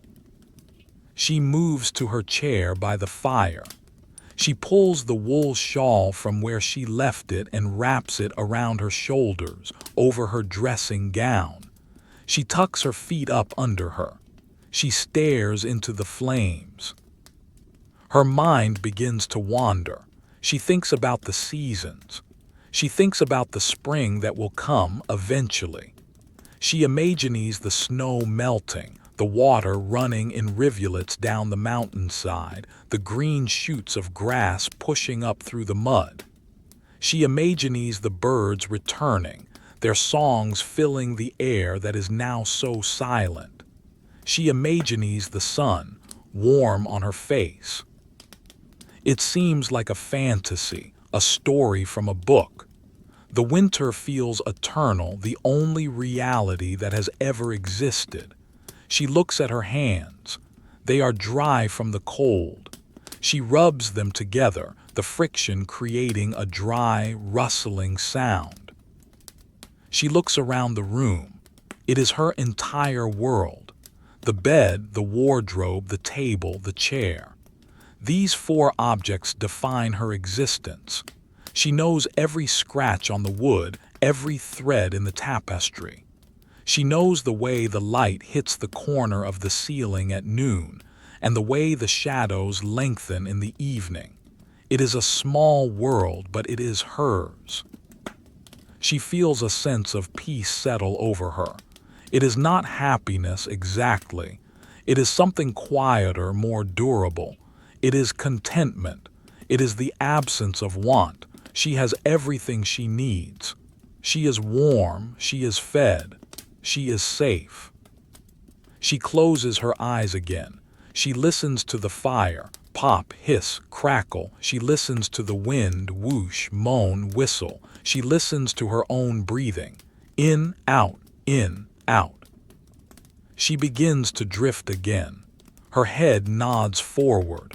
She jerks it back up. She is not ready to sleep yet. She wants to enjoy this moment of quiet wakefulness. She wants to be present for the night. She reaches for the book on the table, the one with the illuminated letters. She opens it at random. The firelight is too dim to read the text, but she can see the gold leaf on the illustrations shimmering in the gloom. She traces the outline of a dragon with her finger. It is a small dragon, curled around a capital D. Its scales are painted in minute detail, tiny dots of green and blue. She follows the curve of its tail, the arch of its neck. She turns the page, a picture of a knight on horseback. The horse is white with a red saddle. The knight wears silver armor. She touches the horse's flank. The vellum is smooth and cool. She imagines riding the horse, galloping through the snow, the wind in her face. But the thought is too energetic. She prefers the stillness. She closes the book. She rests her hands on the leather cover. She stares into the fire again. The logs are burning down, settling into a new configuration. A piece of wood rolls off the top and falls into the embers. Thump. A shower of sparks flies up. She feels the heaviness returning to her limbs. Her eyelids droop. The fire blurs into a smudge of orange light. The sound of the wind becomes a lullaby. She stands up slowly, reluctantly. She walks back to the bed. The sheets have cooled slightly, but the spot where she lay is still warm. She climbs back in, pulling the covers up to her chin. She curls into the warmth, sighing with pleasure. She lies there listening to the room settle. The fire pops one last time. The wind sighs. The silence returns. As she drifts, she floats, she sinks. The night is long, the tower is strong, the winter is deep. And the princess sleeps. Wait for the next part. The passage of time in the tower is a fluid concept, unmarked by the mechanical ticking of clocks or the ringing of bells. There is only the rhythm of the light and the dark, the fire and the ash, the wakefulness and the sleep. The night has been long, a vast, stretching span of silence that seemed as though it might never end. But the earth has continued its slow, inexorable rotation, and the deepest, blackest hours of the dark are finally beginning to yield. It is the hour before the dawn, the time known in the ancient texts as the wolf's hour, when the cold is at its absolute zenith, and the world feels most brittle, as if a sudden noise might shatter the frozen air like glass. The room is steeped in shadow. The fire, which had been revived in the middle of the night, has once again burned down, though not to the precarious state of near extinction it faced earlier. It is now a bed of somber, pulsing coals, covered in a thick blanket of gray-white ash that insulates the heat, keeping the heart of the fire alive while dimming its light. The room is cold, a deep, penetrating chill that has seeped through the tapestries and the rugs, reclaiming the air from the warmth of the previous evening. The water in the pitcher on the table has frozen solid, a block of ice trapped within the silver vessel. The princess wakes. This time, it is not a sudden jolting awake caused by a noise, but a slow, natural surfacing from the depths of her dreams. She becomes aware of her body first, the weight of the furs pressing down on her, the warmth of her own skin, the stiffness in her limbs from hours of stillness. Then she becomes aware of the air on her face. It is sharp, biting, and smells of cold stone and old wood smoke. She opens her eyes. The room is visible only in the vaguest outline. The window is a rectangle of lighter gray against the dark stone, signaling that the storm has not abated, but the sun is somewhere far below the horizon, beginning its ascent. The snow is still piled high against the glass, glowing with a faint, ghostly luminescence that comes from nowhere and everywhere. She lies there for a long time, unwilling to break the seal of warmth she has created. She wiggles her toes, feeling the wool of her socks rubbing against the linen sheets. She stretches her legs, pushing her feet down into the cooler regions of the bed, then retracting them quickly.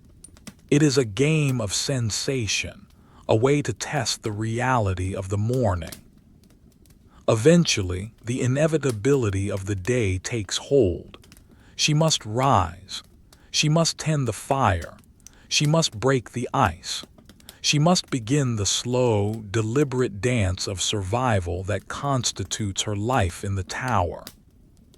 She pushes the heavy covers back. The cold air rushes in, an invisible tide that washes over her instantly. She gasps, a small, involuntary sound, HBH. She sits up quickly, swinging her legs over the side of the bed. Her feet find the sheepskin rug. It is cold but soft. She reaches for her dressing gown, which she had draped over the footboard. The fabric is freezing. She pulls it on, shivering as the cold wool touches her warm night shift. She ties the sash tightly, fumbling with the knot in the dim light. She stands.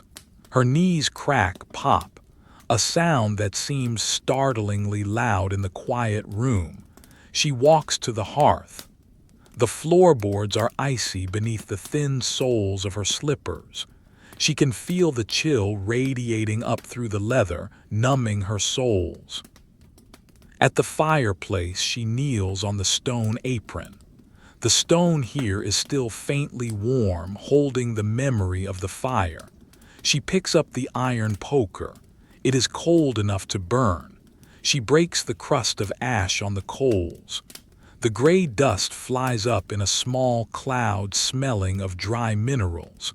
Beneath the ash, the coals are a dull, angry red. They are alive. She begins the reconstruction of the fire. This is the morning fire, the working fire.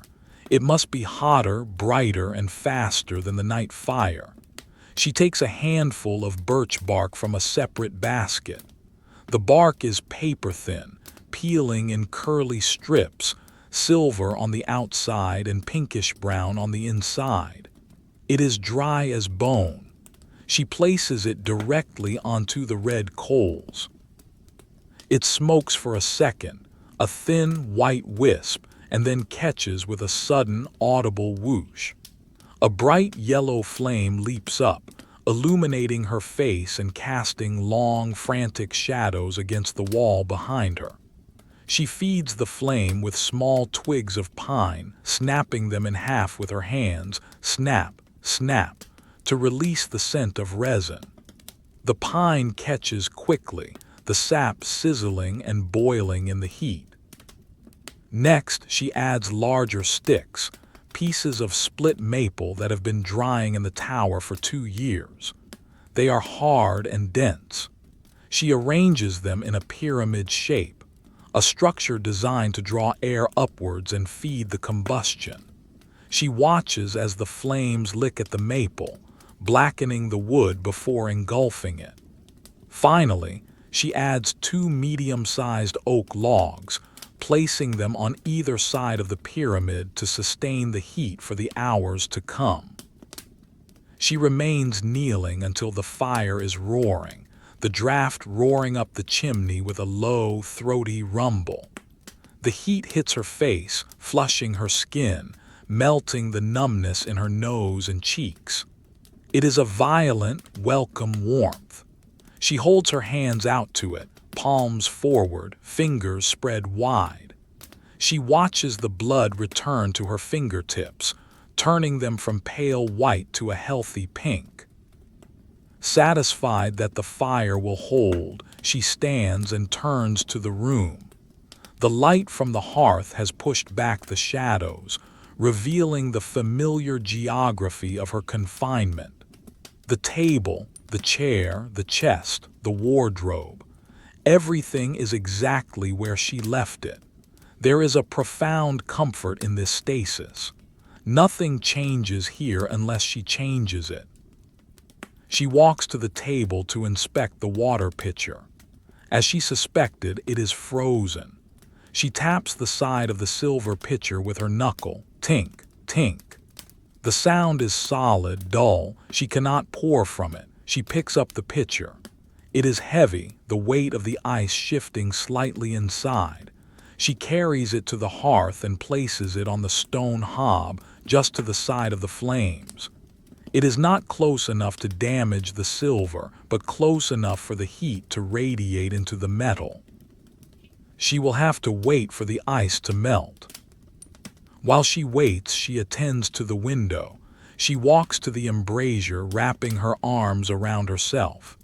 The frost on the glass is thicker than ever, a solid, opaque sheet of white that looks like cloudy quartz. She cannot see out at all.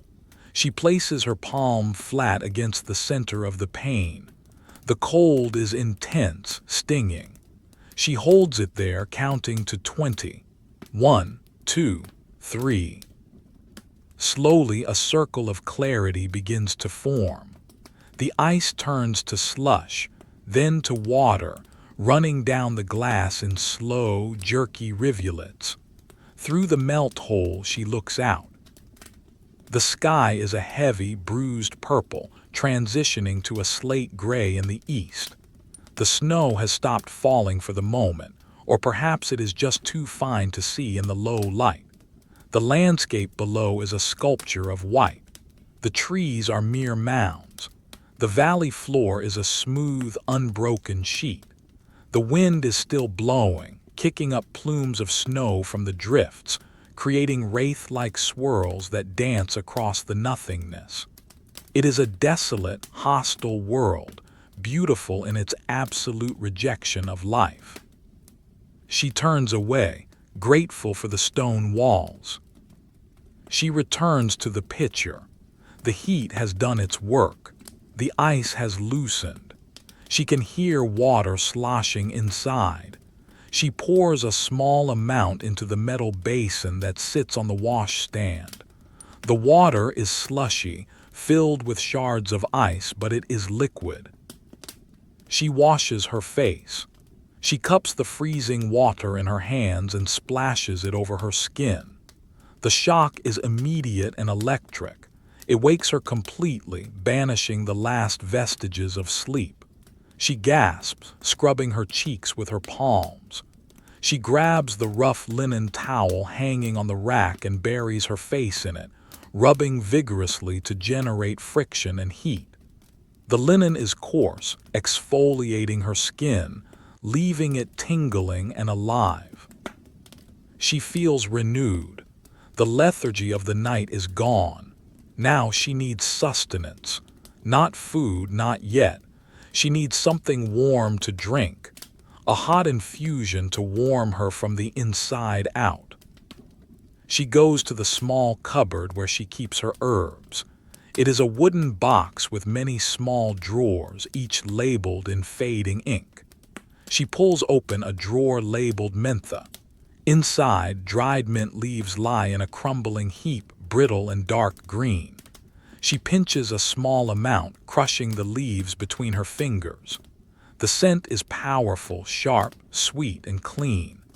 It smells of summer gardens and sunlight. She inhales deeply, closing her eyes, letting the aroma transport her for a second. She closes the drawer and opens another. Chamomilla.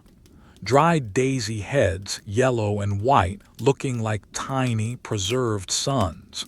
She takes a pinch of these as well. She places the herbs into a ceramic mug. She needs boiling water. She takes a small iron kettle, filled from the melted pitcher water, and hangs it on the hook that swings over the fire. She adjusts the height so the kettle sits just above the flames. She stands and waits. This is the waiting time. There is nothing to do but watch the kettle. She leans against the stone mantel, her eyes fixed on the iron vessel. She listens, drip. A drop of condensation falls from the kettle into the fire. Hiss, drip. Another one, hiss. Inside the kettle, the water begins to heat. She can hear the change in sound. First, a low, quiet hum. Then a series of small clicks as the metal expands. Then the sound of the water beginning to move, a turbulence that grows louder. Finally, the water begins to boil, bubble, bubble, roil. Steam begins to shoot from the spout, a white jet that dissipates instantly in the dry air. She uses a thick cloth to grasp the handle of the kettle. It is hot. She lifts it from the hook, the water sloshing heavily inside. She carries it to the table where the mug waits. She pours. The boiling water hits the dried herbs. Swish. The scent explodes into the room, mint and chamomile, rising in a cloud of steam that fogs her face.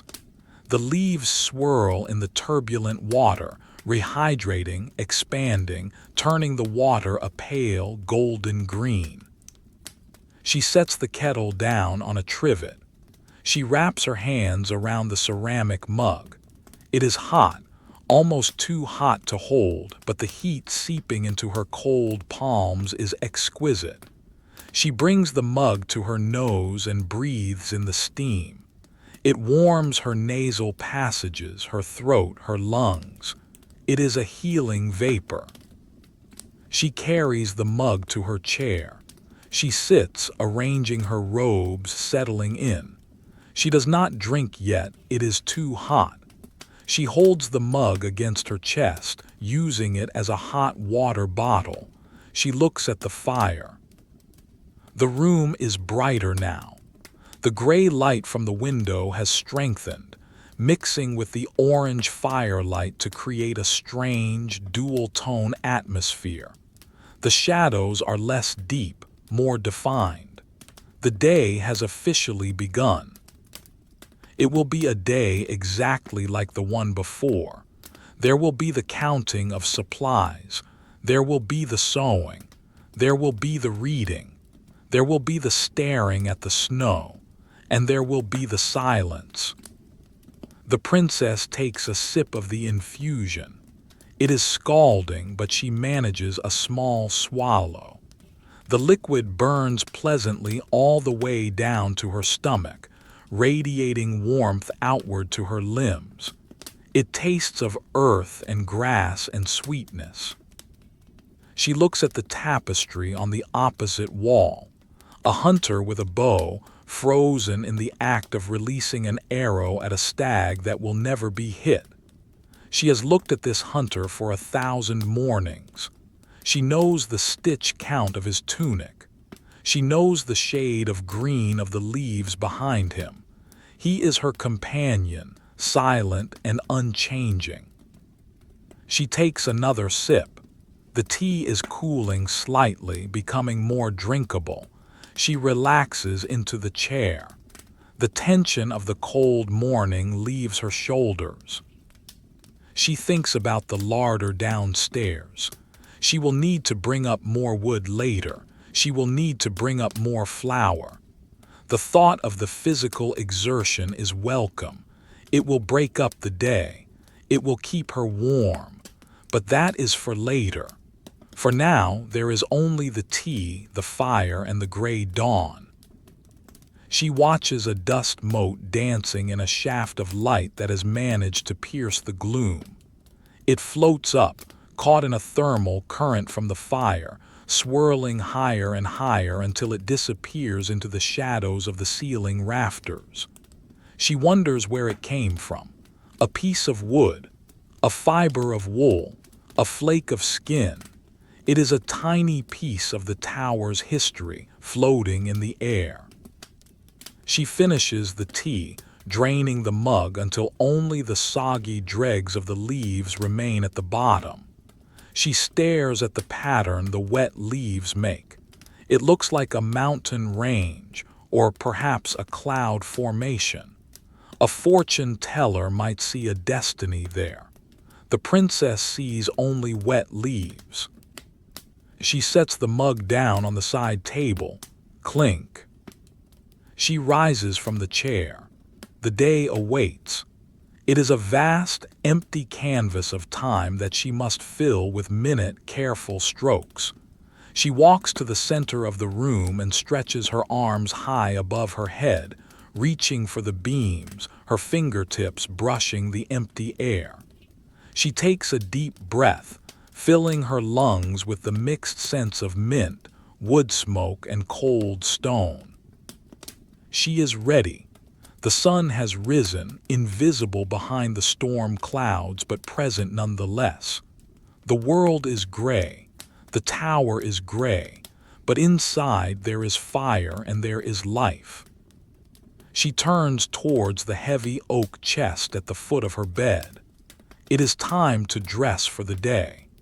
Not in the dressing gown, but in the layers of wool and linen that mark the transition from the private night to the operational day. She kneels before the chest, lifts the heavy lid, and begins to sort through the folded garments within. The silence holds, the wind whistles, the snow falls. The morning light has now fully infiltrated the tower room, though light is perhaps too generous a word for the pervasive, desaturated grayness that permeates the air. It is a submarine light, filtered through the heavy curtain of the storm clouds and the thick, semi-translucent frost on the window pane. It does not cast sharp shadows.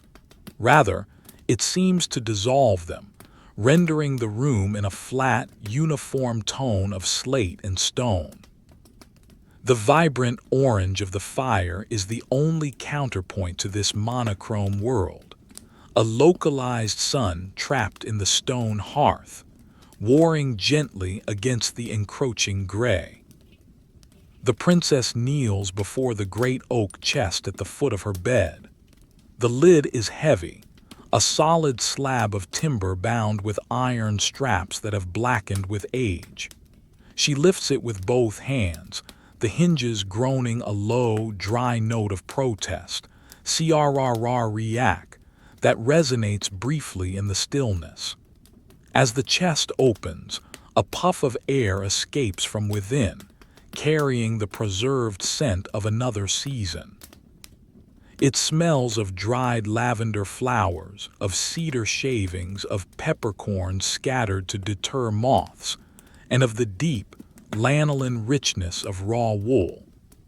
It is a complex, heady aroma that stands in stark contrast to the sterile, icy smell of the room itself. She peers into the depths of the chest. Inside, her winter wardrobe is stacked in neat, precise piles.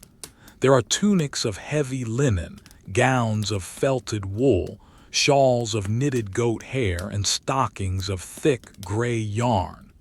She runs her hand over the fabrics.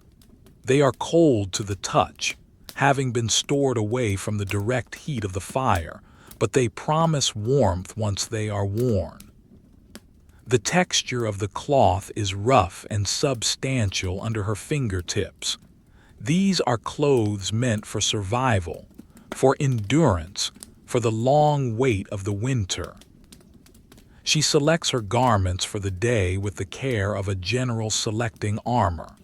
First, she pulls out a fresh undertunic. It is made of unbleached linen, the color of oatmeal, woven with a tight, even weave that feels cool and smooth. She unfolds it, the fabric making a crisp snap sound as she shakes out the creases. She lays it on the bed.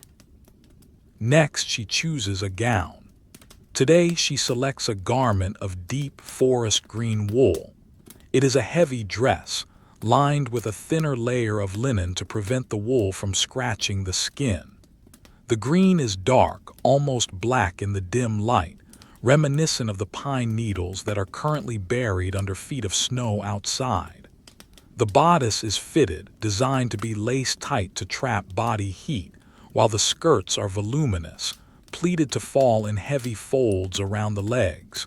She lifts the gown. It is heavy, weighing perhaps 5 or 6 pounds. She lays it next to the tunic. Finally, she selects a pair of stockings. They are knitted from gray wool, thick and rib-stitched for elasticity. They are long, meant to reach above the knee and be secured with garters. She places them on the pile. The act of dressing in the tower is a discipline. It must be done quickly to minimize exposure to the cold air, yet carefully to ensure every layer is smoothed and secured. She stands by the side of the bed, stripping off her night shift. The cold air rushes against her skin, a sudden, biting shock that makes her breath hitch in her throat. She is naked for only 3 seconds. She pulls the linen undertunic over her head. Her arms dive into the sleeves, pushing through until her hands emerge. She pulls the fabric down over her torso. It is cold, shockingly so, against her warm skin. She shivers violently, her shoulders hunching up. She rubs her arms vigorously through the linen, generating friction, waiting for her body heat to warm the air trapped between her skin and the fabric. Slowly, the chill recedes, replaced by a neutral, dry warmth. She sits on the edge of the bed to attend to her feet. She pulls on the first stocking. The wool is scratchy but immensely warm. She works it up over her toes, her arch, her ankle, pulling it taut up the calf. The ribbing grips her leg firmly. She ties a garter of woven ribbon just above her knee to hold it in place. She repeats the process with the left leg. Now her extremities are protected. She stands again to don the green gown. She gathers the heavy skirt in her hands and ducks her head through the neck opening. The wool descends around her like a collapsing tent, shutting out the light for a moment, smelling of the cedar chest. The gown settles onto her shoulders with a reassuring weight. It falls to the floor, the hem brushing the top of her feet. Now begins the lacing. The gown fastens at the side with a long leather cord threaded through embroidered eyelets. She finds the ends of the cord. She pulls, tighten. She moves her fingers up to the next set of eyelets. Pull, tighten. It is a slow, methodical process, working from the waist up to the underarm. The bodice tightens around her ribs, a firm embrace that supports her back and seals the warmth in. She ties the cord in a secure knot, tucking the ends inside the waistband so they do not dangle. She smooths the skirts down with her palms, feeling the coarse texture of the wool. She is dressed. She is armored against the cold. The layers feel good, heavy, restrictive in a comforting way, and immensely warm. She returns to the chest to retrieve her footwear. Her boots are made of soft, cured deerskin dyed a dark brown. They are lined with sheepskin, the fleece turned inwards. She sits and slides her feet into them. The fleece is soft and yielding, hugging her feet. These are indoor boots, silent and supple, allowing her to walk on the stone floors without sound. She does not lace them tight. There is no need. She closes the lid of the chest. Thud. The sound is final. The dressing ritual is complete. Now she must attend to the room. The bed is a chaotic tumble of furs and blankets where she had slept. In the philosophy of the tower, a disordered room leads to a disordered mind, and in the isolation of winter, a clear mind is the most valuable resource she possesses. She walks to the head of the bed. She pulls the pillows out from under the covers. They are large squares filled with goose down, covered in linen cases. She punches them, whump, whump, to fluff the feathers and restore their shape. She places them neatly against the headboard, standing them on their corners so they look like diamonds. She finds the bottom sheet. It is wrinkled and twisted. She pulls it taut, tucking the corners back under the mattress with precise, sharp movements of her hands. She smooths the linen with her forearm, erasing the evidence of her sleep. The sheet becomes a flat, white plane. Next, the blankets. She pulls up the heavy wool blankets, one by one. She shakes them out to air them, creating a momentary billowing cloud of fabric that settles slowly back onto the bed. She aligns the edges with the mattress, ensuring there is no overhang on the floor. Finally, the furs. The great bear skin is heavy and unwieldy. She grasps it by the thick fur of the neck and hauls it up. It slides over the wool blankets with a soft hiss. She arranges it so the fur runs downwards, shedding any potential dust. She pats it down. The bed is made. It looks uninvitingly perfect, a museum exhibit of a bed rather than a place of rest. That is how it should be during the day. She moves to the washstand.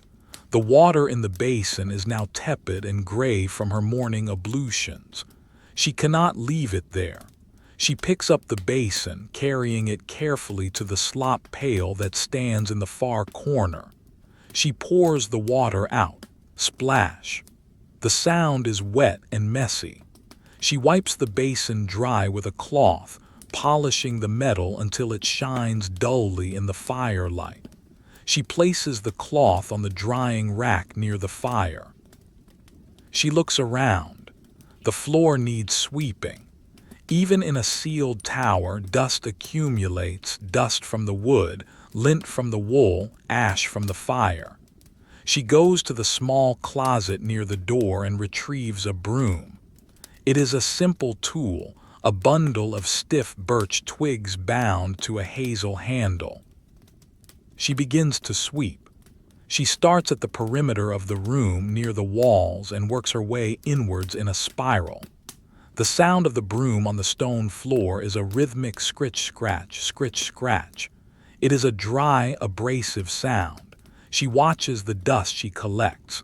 It is gray and fluffy, rolling into small cylinders ahead of the broom. She sweeps under the table. She sweeps under the chair. She sweeps the rug, using short, flicking strokes to lift the crumbs and lint from the pile. She collects the small pile of dust into a copper dustpan. She carries it to the fire. She throws the dust onto the flames. Poof! A tiny flash of yellow light, a smell of singed hair, and the dust is gone. The room is clean. She replaces the broom in the closet. She stands in the center of the room, surveying her domain. The bed is made. The floor is swept. The fire is burning. The clothes are on. The order is maintained. She feels a sense of quiet satisfaction. These tasks are small, meaningless in the grand scheme of the kingdom, but here they are everything. They are the structure of the day. Without them, the time would dissolve into a formless fog. She walks to the window again. The light has not changed. It is still the same flat, impenetrable gray. She scrapes a little more frost from the glass, widening her peephole. The view is identical to an hour ago. White snow, gray sky, black trees. The wind has picked up slightly, driving the snow in horizontal streaks. She watches a single branch of a pine tree, heavily laden with snow, bouncing rhythmically in the wind. Bounce, bounce, bounce. It is a hypnotic motion. She wonders if the branch will break. She watches it for 5 minutes. It does not break. It endures. She turns away from the window. The cold radiating from the glass has begun to penetrate her wool gown. She moves back to the warmth of the fire. She looks at the table. Her book is there. Her embroidery is there. The day stretches out before her, a vast expanse of empty hours to be filled. She is not bored in the way a child is bored, with a restless need for stimulation. She is bored in the way a stone is bored, a state of heavy, solid existence. She decides to check the larder supplies that she keeps in the room. On a low shelf near the door, she keeps a small reserve of food, separate from the main stores downstairs. It is a habit born of caution. She kneels before the shelf. She counts the apples in the bowl.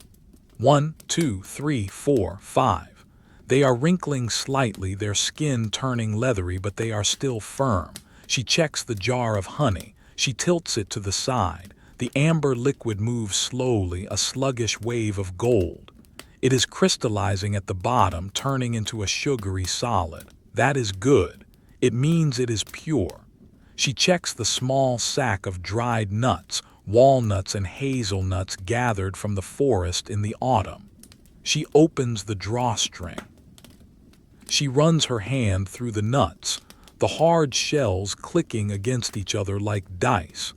They are dry and sound. She closes the sack.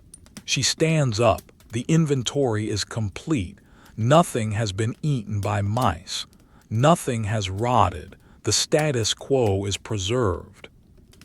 She feels a sudden urge to hear a sound other than the wind or the fire. She walks to the bookshelf, a simple plank of oak resting on stone corbels. There are only 5 books. She picks up the smallest one, a psalter bound in red leather. She opens it. She clears her throat. The sound is startlingly loud, a rough rasp in the velvet silence. She begins to read aloud, her voice low and monotonous, barely rising above a whisper. The mountains rise like the walls of a fortress. The snow descends like a blanket of wool. The wind speaks with the voice of the ancient ones. In the silence there is wisdom. In the waiting there is strength. She reads the words slowly, savoring the shape of the vowels in her mouth. She does not read for the meaning, but for the vibration. She feels the sound resonate in her chest. She reads a page, then another. Her voice drones on, a flat chant that merges with the sound of the wind outside. After 10 minutes, she stops. She closes the book. The silence rushes back in to fill the space where her voice had been, heavier and deeper than before. She replaces the book on the shelf. She moves to her chair by the fire. It is time to sit. The morning chores are done. The sun, invisible though it is climbing towards its zenith. It is perhaps mid-morning. She sits, arranging her heavy skirts around her. She picks up the iron poker and adjusts the logs. A piece of the maple log has burned through and collapsed. She pushes the pieces together, banking the coals to conserve the heat. A few sparks fly up, swirling in the draft. She leans back, resting her head against the carved wood of the chair. She watches the smoke rise into the chimney. It curls and twists, forming gray ribbons that vanish into the darkness. She is the princess of the gray day. She is the mistress of the dust. She is the keeper of the wool. She closes her eyes for a moment, not to sleep, but to feel the warmth on her eyelids. She listens to the house settling. The wood of the roof beams contracts in the cold crack. The stone of the walls shifts microscopically, grind. The fire breathes huff. She is entirely, perfectly alone. And in that loneliness there is a profound, boring, beautiful peace. The day will continue like this, minute by minute, hour by hour. And she is ready for it. She opens her eyes and stares at the fire, her mind empty and calm as a frozen lake. The day has reached its zenith. Though in the high, cloud-choked peaks of the northern valleys, noon is merely a theoretical concept. There is no golden sun to mark the hour, no distinct shadow cast by the tower upon the snow. There is only a subtle shift in the quality of the gray light that filters through the ice-encrusted window, a slight brightening, a thinning of the gloom that permeates the corners of the room, suggesting that the sun is indeed passing overhead, hidden somewhere behind the miles of swirling white vapor. The storm outside has settled into a relentless, driving cadence, a sheer wall of wind and snow that scours the stone face of the tower with the persistence of a glacier. Inside, the atmosphere is suspended in a state of perfect, viscous calm. The air is warm and still, layered with the sense of the morning's fire, birch smoke, dried herbs, and the faint, dusty smell of the heated stone. The princess has moved from her chair by the fire to the writing desk that stands against the western wall. It is a solid piece of furniture, hewn from black oak, its surface scarred and stained by centuries of ink and use. The wood is cool and smooth under her hands, polished to a dull sheen by the sleeves of countless ancestors who sat in this very spot, watching the same snow fall. She decides that the afternoon shall be dedicated to the maintenance of the archives. It is a task of pure administration, a way to impose order upon the world through the precise application of ink to parchment. She opens the writing slope, a hinged box that sits atop the desk. The lid creaks softly, wheeze, revealing the tools of the scribe nested within, each in its velvet-lined compartment. First, the ink. She lifts the heavy glass inkwell from its recess. It is a square bottle, thick-walled and wavering, the glass filled with bubbles and imperfections. The ink inside is iron gall, a concoction made from oak apples and iron salts, black as midnight and permanent as stone. She holds the bottle up to the weak light. The ink has settled during the night. A layer of clear, acidic liquid floats on top of the dense, black sediment. It must be roused. She takes a small stirring rod made of bone, stained dark at one end. She uncorks the bottle pop and inserts the rod. She begins to stir, clink, swish, clink, swish. The sound is tiny and rhythmic. She watches the black swirls rise from the bottom, clouding the clear liquid, thickening the mixture until it is a uniform, opaque abyss. The smell rises to meet her, a sharp, metallic tang, acidic and earthy, the smell of chemistry and permanence. She stirs for a full 5 minutes, ensuring the consistency is perfect. The motion is small, contained entirely within her wrist, round and round and round. Next, the quill. She selects a long white feather from a bundle tied with a leather thong. It is a goose flight feather, stiff and curved, the barbs stripped from the lower shaft to provide a clean grip. She runs her thumb over the tip. It is ragged, softened by previous use. It will not do. It must be dressed. She reaches for her pen knife. It is a delicate tool, the blade no longer than her little finger, kept razor-sharp on a whetstone. She holds the quill firmly in her left hand, bracing it against the edge of the desk. She positions the knife. A scritch. She makes the first cut, slicing away the old, soft tip. The sound is dry and crisp, like a beetle walking on dry leaves. A small flake of translucent quill flies off and lands on the dark wood of the desk. A scritch. She makes a second cut, shaping the nib. She carves the curve, narrowing the point. She holds it up to the light, squinting to see the symmetry. It is still too broad. A scritch scrape. She shaves a microscopic sliver from the left side, then the right. She cleans the inside of the shaft, removing the dried pith with the point of the knife. It is a surgery of millimeters. She tests the flexibility of the nib against her thumbnail. Click, click. It springs back. It is lively. She makes the final cut, the slit up the center that will hold the ink. She presses the knife down. Crack. A tiny, perfect fissure appears. The quill is ready. She places the knife down. She wipes her hands on a rag, removing the microscopic dust of the feather. Now the surface. She opens a large portfolio of leather. Inside lies a stack of parchment.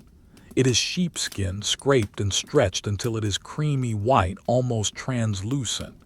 It has a smooth side, the flesh side, and a rougher side, the hair side. She selects a sheet, feeling the texture. It is velvety with a slight tooth that will grab the ink. She lays it flat on the desk, smoothing it with her palm. It makes a dry, rustling sound, shhhshhh, as she presses it down. She weights the corners of the parchment with 4 small lead weights to keep it from curling in the dry heat of the room. The page lies before her, a blank, snowy field waiting for the plow. She dips the quill into the inkwell. Dip. She does not plunge it deep, just enough to feed the reservoir. She taps the excess against the glass rim. Tap, tap. 2 black drops fall back into the well. She brings the pen to the paper. She hovers for a moment, breathing out to steady her hand. She touches the nib to the vellum. Scratch. The ink flows. It is a deep, lustrous black, glistening wetly on the cream surface. She begins to write. She is not writing a story, nor a letter. She is copying the inventory of the tower's library, a list that has been copied and recopied for generations as the books have crumbled and been replaced. Item 1, she writes, the letters forming slowly in a Gothic script, the Historia of the Northern Kings. Item 2, a treatise on the nature of ice. Item 3, the Herbal of St. Jude. The sound of the writing is the only sound in the room. Scritch, scratch, dip, tap, scritch. It is a hypnotic, abrasive rhythm. The pen catches slightly on the texture of the skin, vibrating in her hand. She watches the ink dry. As she finishes a line, the beginning is already turning from a wet gloss to a flat, matte charcoal. The moisture evaporates into the air, leaving the iron and the oak behind. She writes for an hour. The list is long. She details the binding of each book, calfskin, pigskin, wood boards, the condition of the clasps, brass, iron, broken, and the number of pages. It is tedious work. It requires no imagination, only observation and a steady hand. It is perfect. Her back begins to ache slightly from the posture. She pauses, laying the quill on a silver rest. She sits back, stretching her neck. Crack. She looks at her hands. The tip of her index finger is stained with a smudge of black ink. She rubs it with her thumb. It does not smear, it has dyed the skin. She looks out the window. The afternoon is waning, though it is hard to tell. The gray light has deepened a fraction of a shade. The frost on the window has grown thicker, if that were possible. The patterns have shifted. Where there were ferns this morning, there are now geometric blocks of ice, like a miniature city of crystals growing on the glass. She feels a draft.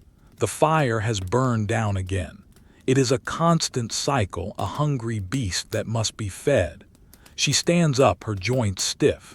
She walks to the wood basket. She selects a log of birch this time. The bark is white and papery. She throws it onto the coals. It catches instantly, the bark curling and peeling away in sheets of flame. The sudden light flares in the room, casting her shadow long and distorted against the bookshelves. She stands by the fire for a moment, warming her backside. She lifts her skirt slightly to let the heat reach her legs. The warmth is delicious, a physical embrace that loosens the tension in her muscles. She closes her eyes and listens to the wind. It has changed pitch again. It is lower now, a bass rumble that shakes the floorboards beneath her feet. The storm is digging in. She returns to the desk. The ink in the well has begun to settle again. She stirs it, swish, swish. She picks up the quill. The nib has dried. She dips it in water to clean it, then wipes it on the rag. She dips it in the ink. She continues the list. Item 42, the songs of the valley. Item 43, the maps of the old roads. She wonders about the old roads. They are buried now under 10 feet of snow. They do not exist. Only the tower exists. The thought is comforting. There is nowhere to go, so there is no reason to wish for travel. The confinement is absolute, and therefore it is freedom. Freedom from choice. Freedom from movement. She watches a spider descend from the ceiling on a single, invisible thread. It hangs in the air near the bookshelf, suspended in the stillness. She stops writing to watch it. It climbs back up, hand over hand, disappearing into the shadows of the rafters. A small life living in the quiet dark. She writes until the bottom of the page is reached. She waits for the ink to dry completely. She blows on it gently, woo-oh, her breath warm on the cold parchment. She touches the last line. It is dry. She turns the sheet over. The other side is rougher, the hair side. The pen will scratch more here. She smooths it down. She begins again. Item 50, the genealogy of the House of Valois. Item 51, the ledger of grain. The afternoon stretches on, interminable and gray. The light in the room begins to fail in earnest now. The corners of the room are swallowed by shadow. The text on the page becomes harder to see. She has to lean closer to the parchment, her nose inches from the ink. She decides it is enough. The eyes must be preserved. The list will be there tomorrow. The ink will be there tomorrow. She cleans the quill meticulously. She washes the nib in a small cup of water until the water runs clear. She dries it with the rag. She places it back in the leather loop. She closes the inkwell, stoppering it tight with a cork to prevent evaporation. Squeak. She places the stirring rod back in its case. She takes the parchment and places it inside the portfolio, tying the ribbons secure. She closes the writing slope. Clack. The desk is clear. The work is done. She stands and stretches her arms high, feeling her spine elongate. The room is dimmer now, the fire the primary source of light once again. The transition to evening has begun. The long, gray tunnel of the afternoon has been traversed. She feels a hunger, a low, gnawing emptiness in her stomach. It is time for the midday meal, though it is closer to evening. She walks to the larder cupboard. She opens the door. The smell of apples and cheese greets her. She takes a small earthen bowl. She fills it with dried oats from a sack. She adds a handful of dried currants. She takes a jug of milk that has been keeping cool on the floor. She pours the milk over the oats. She carries the bowl to the fire. She does not cook it. She likes the raw, chewy texture of the oats. She sits in her chair, the bowl in her lap. She eats slowly with a wooden spoon. The oats are hard, requiring vigorous chewing. The milk is cold and creamy. The currents are sweet explosions of flavor. Chew, swallow. She eats in silence, staring at the flames.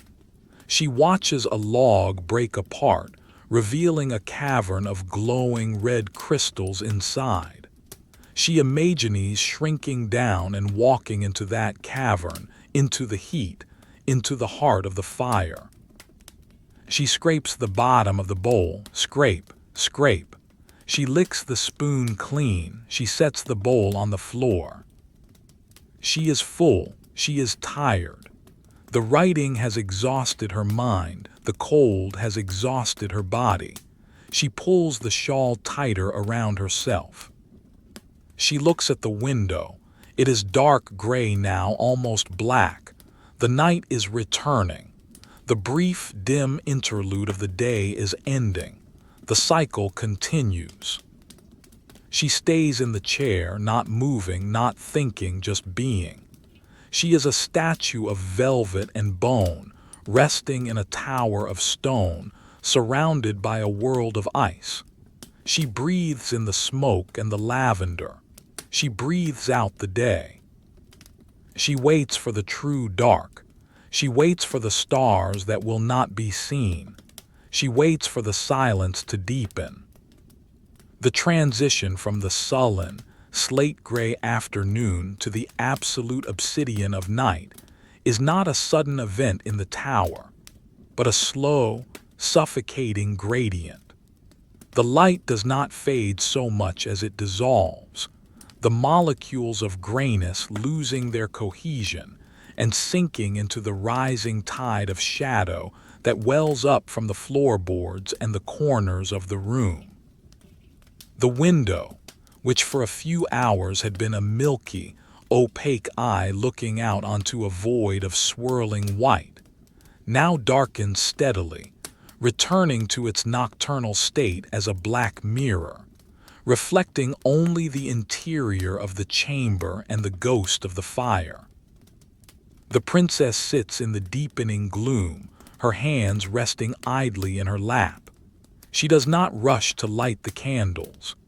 There is a specific pleasure in this twilight hour, a time when the eyes must adjust to the diminishing spectrum, finding shapes in the silhouettes and colors in the embers.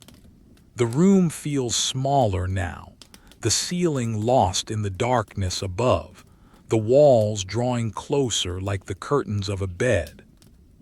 The silence, too, seems to thicken, becoming a physical substance that fills the space between the furniture, muffling the already distant sound of the wind.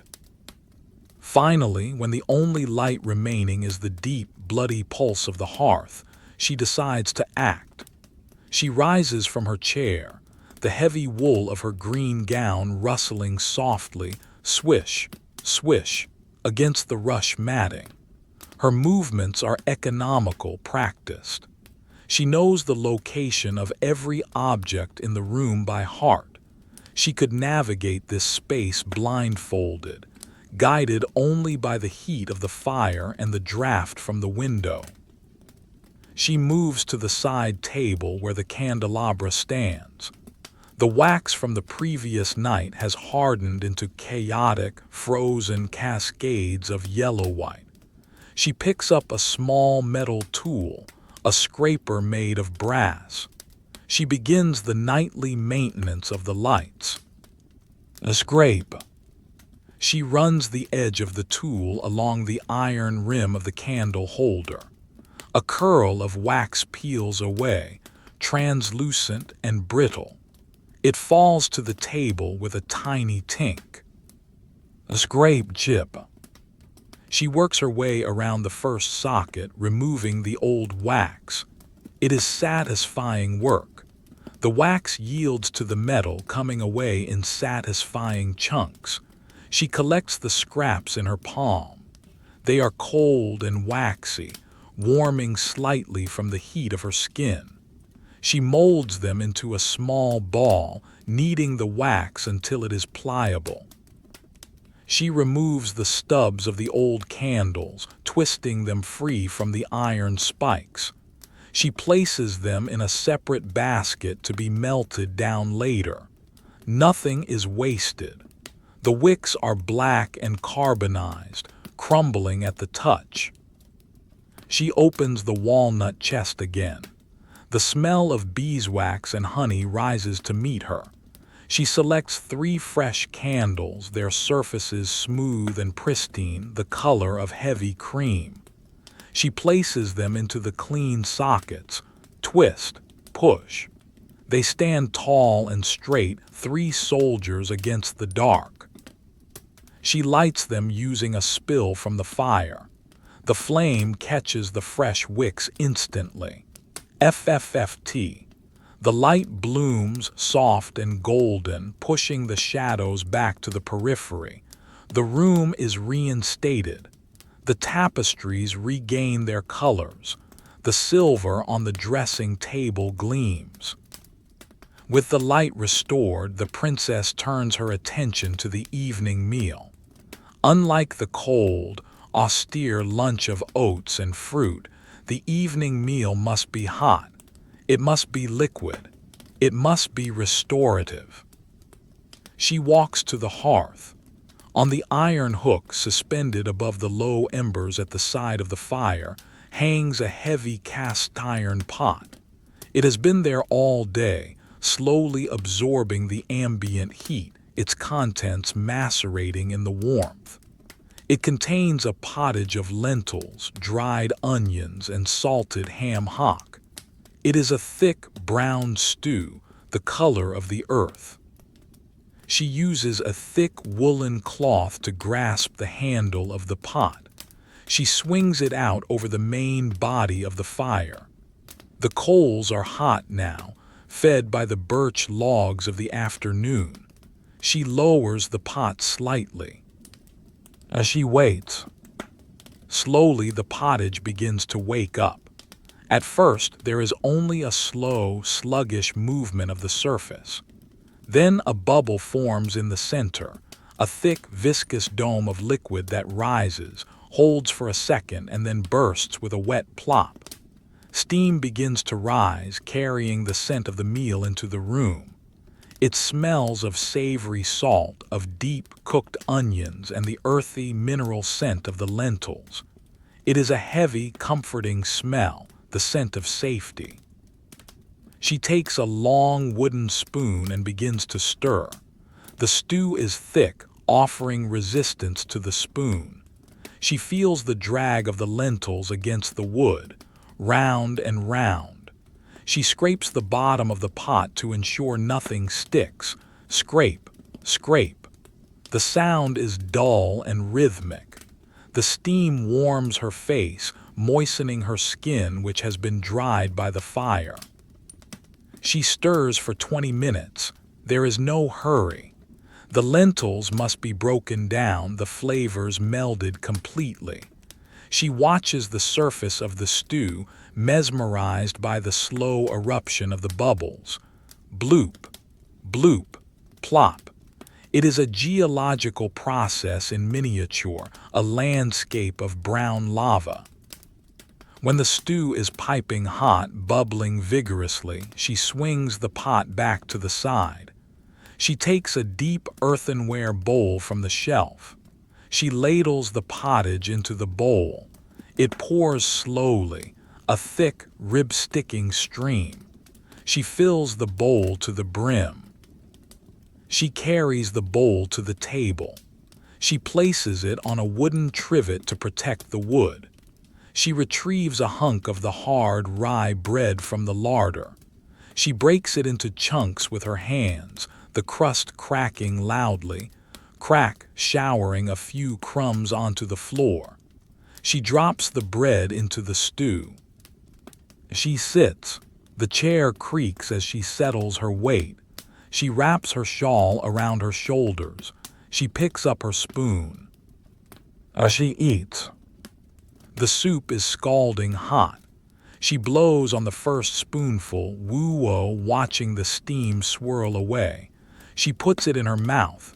It is intense, salty, savory, thick. The texture is soft, but the lentils retain a slight bite. The bread has begun to soak up the liquid, turning into soft, flavorful dumplings. She eats slowly, savoring the heat that spreads through her chest. It is a burning, radiant heat that chases away the lingering chill of the stone floor. She takes a bite of the ham hock. It is stringy and tough, requiring chewing. Chew, chew, chew. The flavor of the smoke and salt is concentrated, powerful. She looks at the candle flame while she chews. She watches the way the blue base of the flame flickers when she exhales. She watches the pool of wax liquefy. The meal takes an hour. She scrapes the bowl clean, tilting it to get the last spoonful. She uses a piece of crust to wipe the earthenware, leaving it almost clean. She eats the crust. She sits back, feeling heavy and satisfied. The hunger is gone. The cold is gone. There is only the pleasant weight of the food and the warmth of the fire. She needs a task for the evening, something quiet, something repetitive, something that serves the future.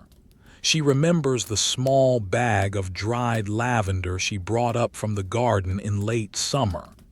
It has been sitting in the bottom of the wardrobe, waiting to be processed. She rises and retrieves the bag.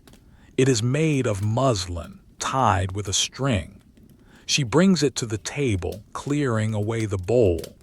She places a clean linen cloth on the table surface. She opens the bag.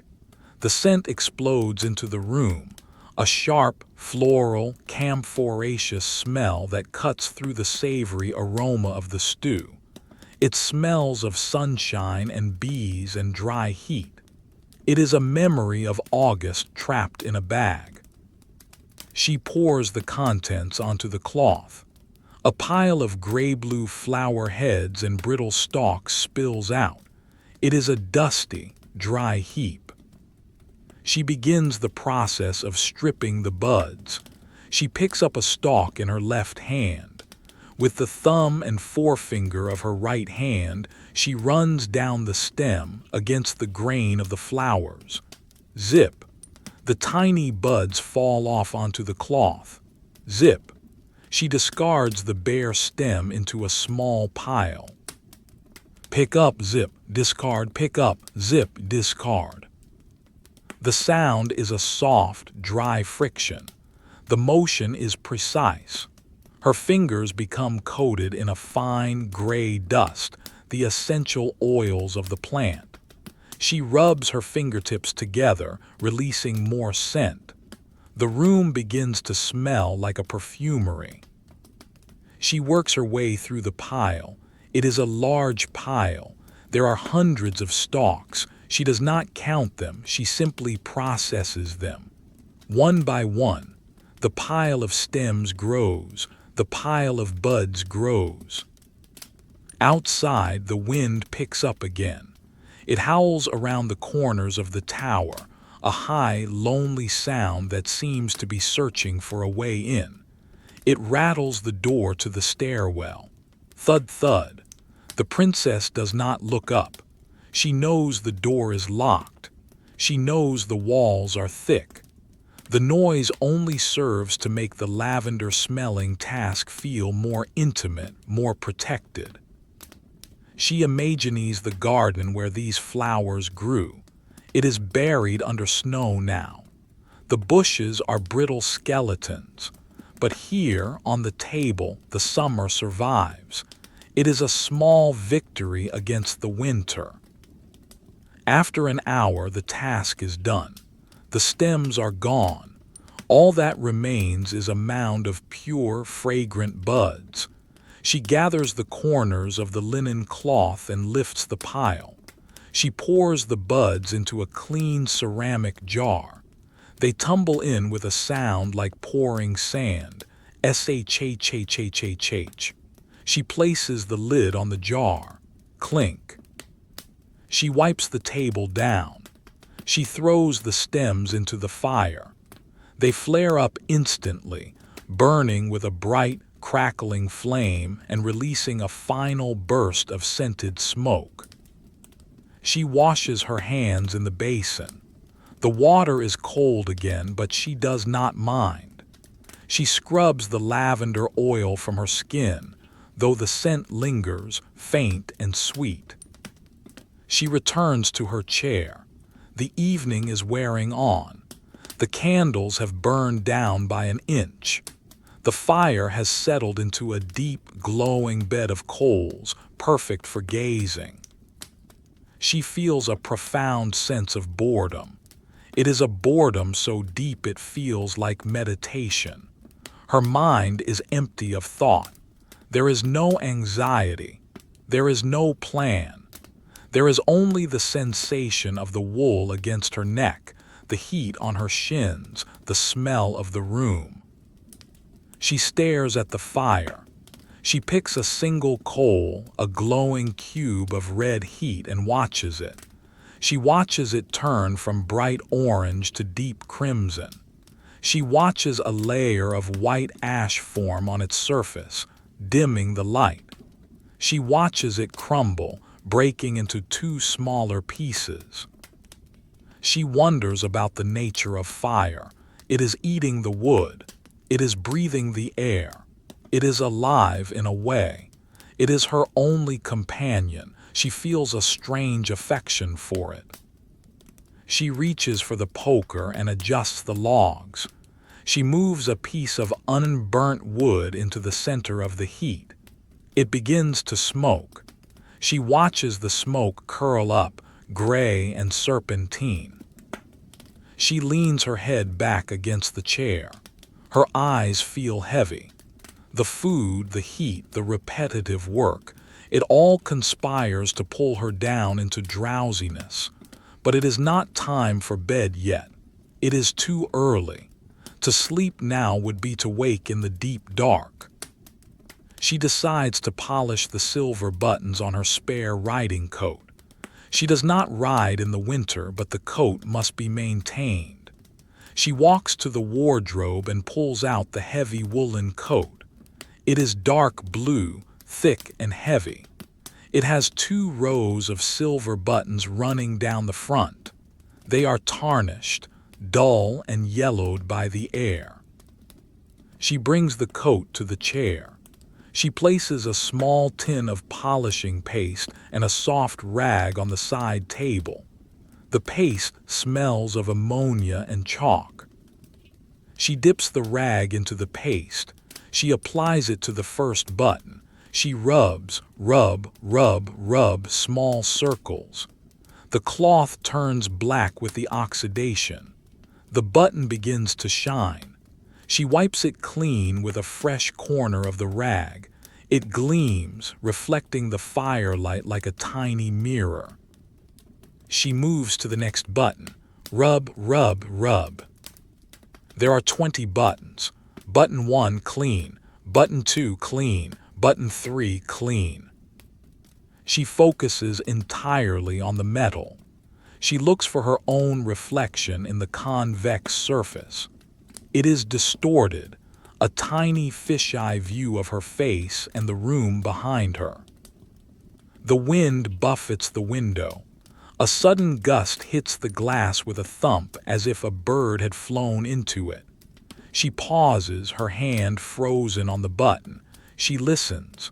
Silence follows, just the wind. She resumes rubbing. Rub. The rhythm is soothing. The repetition is the point. The result is secondary. She finishes the last button. The coat looks smart, the silver gleaming against the dark wool. She stands and hangs the coat back in the wardrobe. She closes the door. Click. She looks at her hands. They are stained black from the polish. She sighs, a soft exhalation. She will have to wash them again. She goes to the basin. She uses a small piece of rough soap, smelling of tallow. She scrubs her fingers. The water turns gray. She dries her hands on the towel. She walks back to the center of the room. She feels the weight of the tower around her, the sheer mass of the stone. It is pressing down on the earth, immovable. She feels anchored. She looks at the window. It is a solid black rectangle. The world outside has ceased to exist. There is only this room, this fire, this chair. She sits down again. She tucks her feet up. She pulls the shawl tight. She closes her eyes and listens to the fire. Snap, pop, hiss. She is the princess of the silver buttons. She is the keeper of the lavender. She is the watcher of the coals. The night stretches out before her, a vast, warm, boring ocean of time. She is content to float upon it. She is safe. She is warm. She is here. The hour is now very late. The deep, resonant bell in the monastery far down in the buried valley would be tolling matins, if the sound could penetrate the wall of wind and snow that separates the tower from the rest of the world.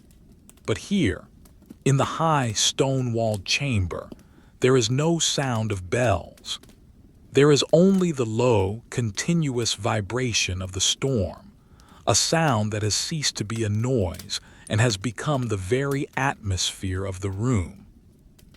It is a presence, a heavy, muffling blanket of air pressure that pushes against the eardrums, creating a sensation of being underwater or deep underground.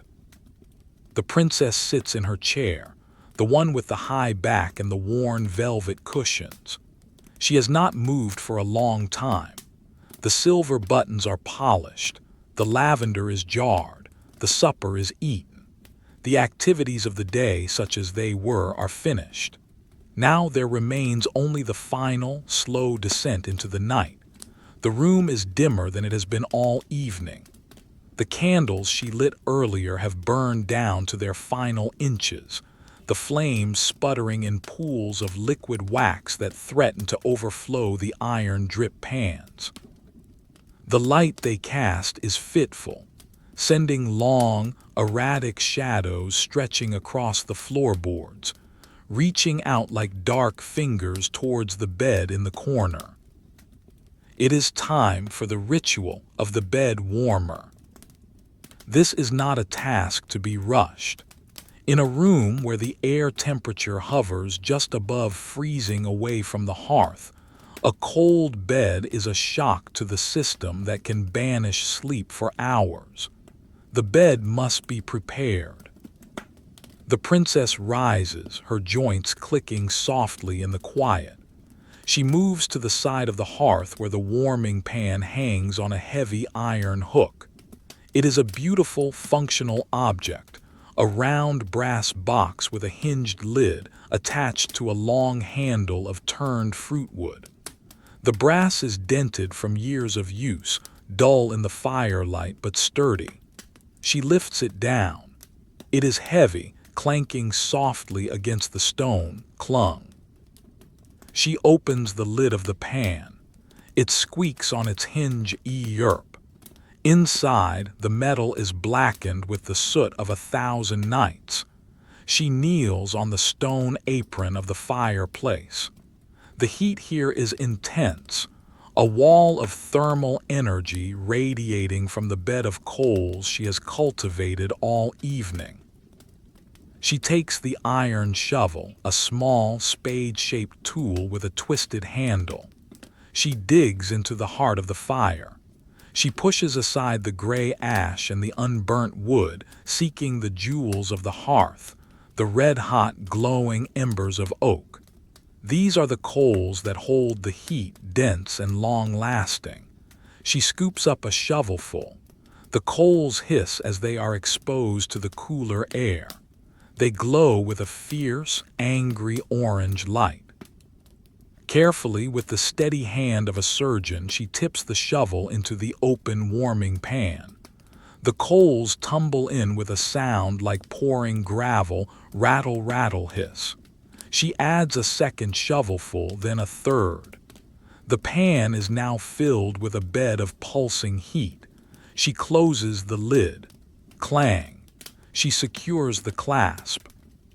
She stands, holding the long wooden handle. The brass pan is now a radiant source of heat, too hot to touch, emitting a faint smell of hot metal and sulfur. She carries it across the room to the bed. She pulls back the heavy layers of fur and wool and linen, exposing the bottom sheet. It looks stark and cold, a white expanse of freezing fabric.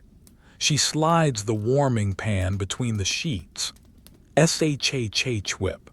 The brass hisses as it touches the cold linen. She moves the pan in a slow, sweeping arc, ironing the mattress from the inside. Swish to the left, swish to the right, slide down to the foot, slide up to the pillows. She can see the steam rising faintly from the sheets as the dampness of the air is driven out by the heat. The smell of hot linen, a clean, scorched scent, like sunlight on dry grass, wafts up to her face. It is one of the most comforting smells in the world. She continues this for 10 minutes. She focuses on the foot of the bed where the cold strikes hardest. She presses the pan down, letting the heat soak into the mattress ticking, into the goose down feathers beneath.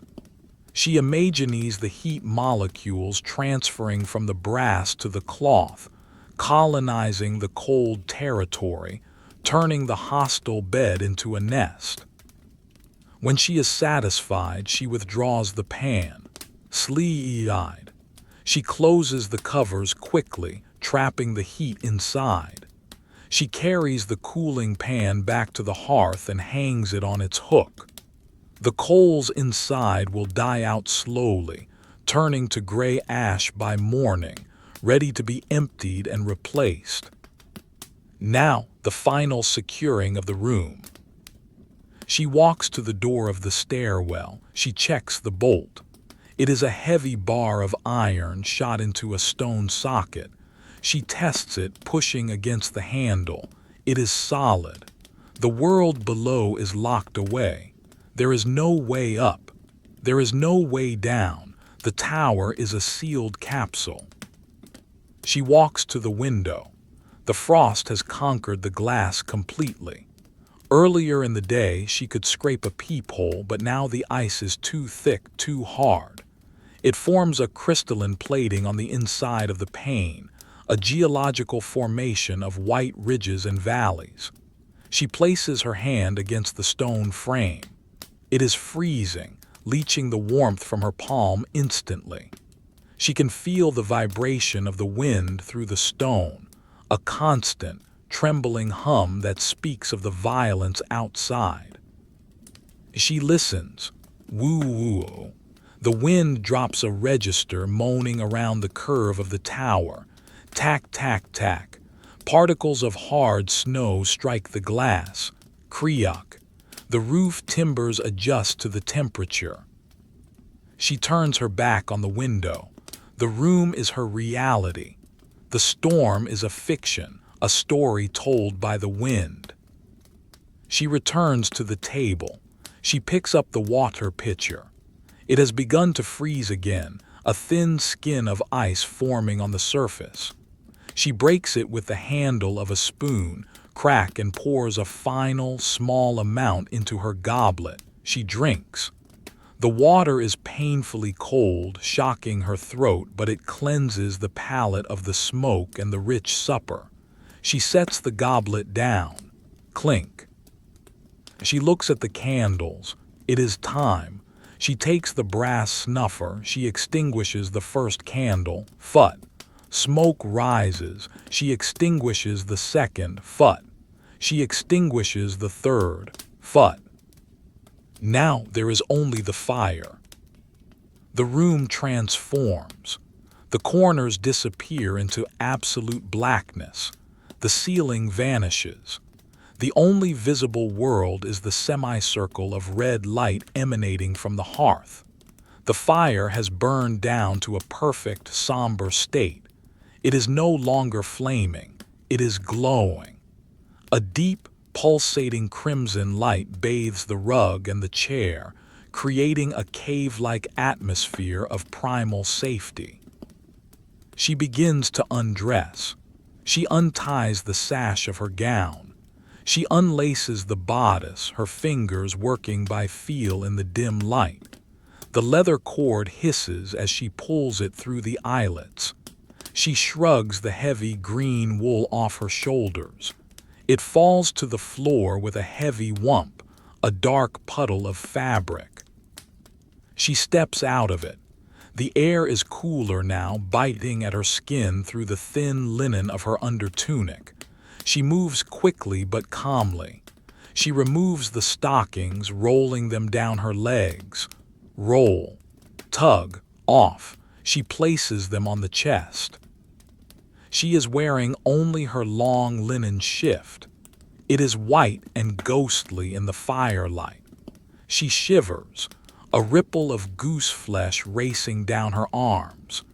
This is the moment of vulnerability, the transition between the armor of the day clothes and the sanctuary of the bed.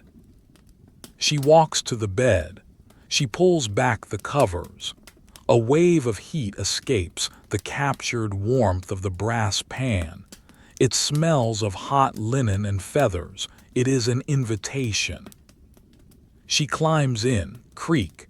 The ropes of the bed frame groan under her weight, rustle. The straw mattress creates a soft, dry sound. Sink. The feather topper compresses, molding to her body. She slides her legs down. Her feet find the spot where the warming pan had rested. It is still hot. She sighs, a long, ragged exhalation of pure pleasure. The heat seeps into her cold toes, her arches, her heels. It travels up her legs, relaxing the muscles that have been tense against the cold all day. She pulls the covers up to her chin. The weight of the bedding is immense. There is a sheet, 3 wool blankets, the bare fur, and a wolf skin. It presses her down into the mattress, swaddling her, pinning her in place. She could not move quickly if she wanted to. She is trapped in comfort. She lies on her back, staring up into the darkness of the canopy. She cannot see the wood, but she knows it is there, a heavy, protective roof over her head. She listens to the room settling for the night. The fire pops, a sharp crack that sounds like a pistol shot in the silence. A log shifts, thump, falling deeper into the ash. The wind whistles, a high, thin note that slides through a gap in the masonry somewhere above. She begins to relax her body muscle by muscle. She relaxes her jaw, unclenching her teeth. She relaxes her shoulders, letting them sink into the pillow. She relaxes her hands, her fingers curling loosely on her chest. She relaxes her stomach, letting it rise and fall with her breath. She thinks of the tower. It is a stone finger pointing at the stars. It is an anchor in a sea of white. She thinks of the foundation deep in the granite.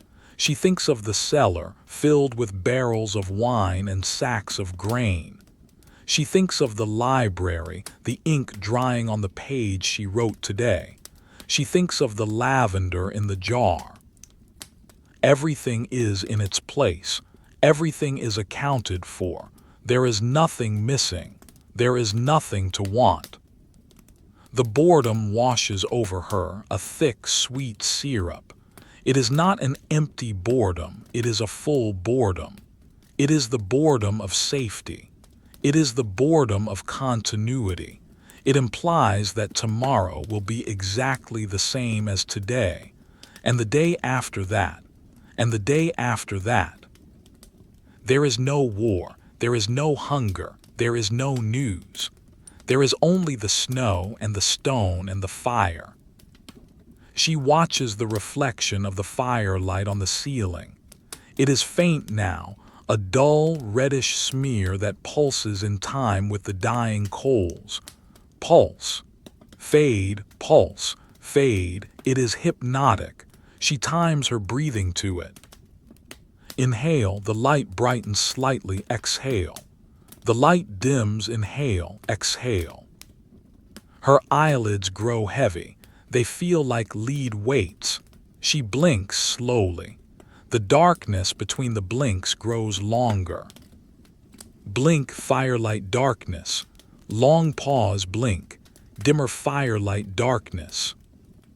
Her thoughts begin to fragmentation. She sees a sheep walking through the snow.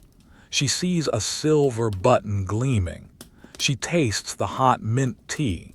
She feels the rough wool of the tapestry. The wind outside seems to be moving further away.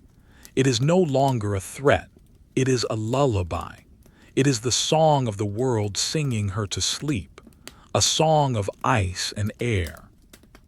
She rolls onto her side, curling into the fetal position, her knees drawn up to her chest in the warm pocket of the bed. She tucks her hand under her cheek. The pillow is soft and smells of dried rose petals. She is the lonely princess, but she is not lonely. She is the solitary keeper of the peace. She is the witness to the storm. She is the heart of the tower. The fire gives one last, low flare, casting a final shadow against the wall and then settles into the ash to sleep. The room is dark. The world is white. The silence is absolute. She breathes in deeply, the air cool in her nose, warm in her throat. She breathes out. And then she sleeps. The snow continues to fall, burying the tower, burying the valley, burying the world in a blanket of perfect, silent, eternal white.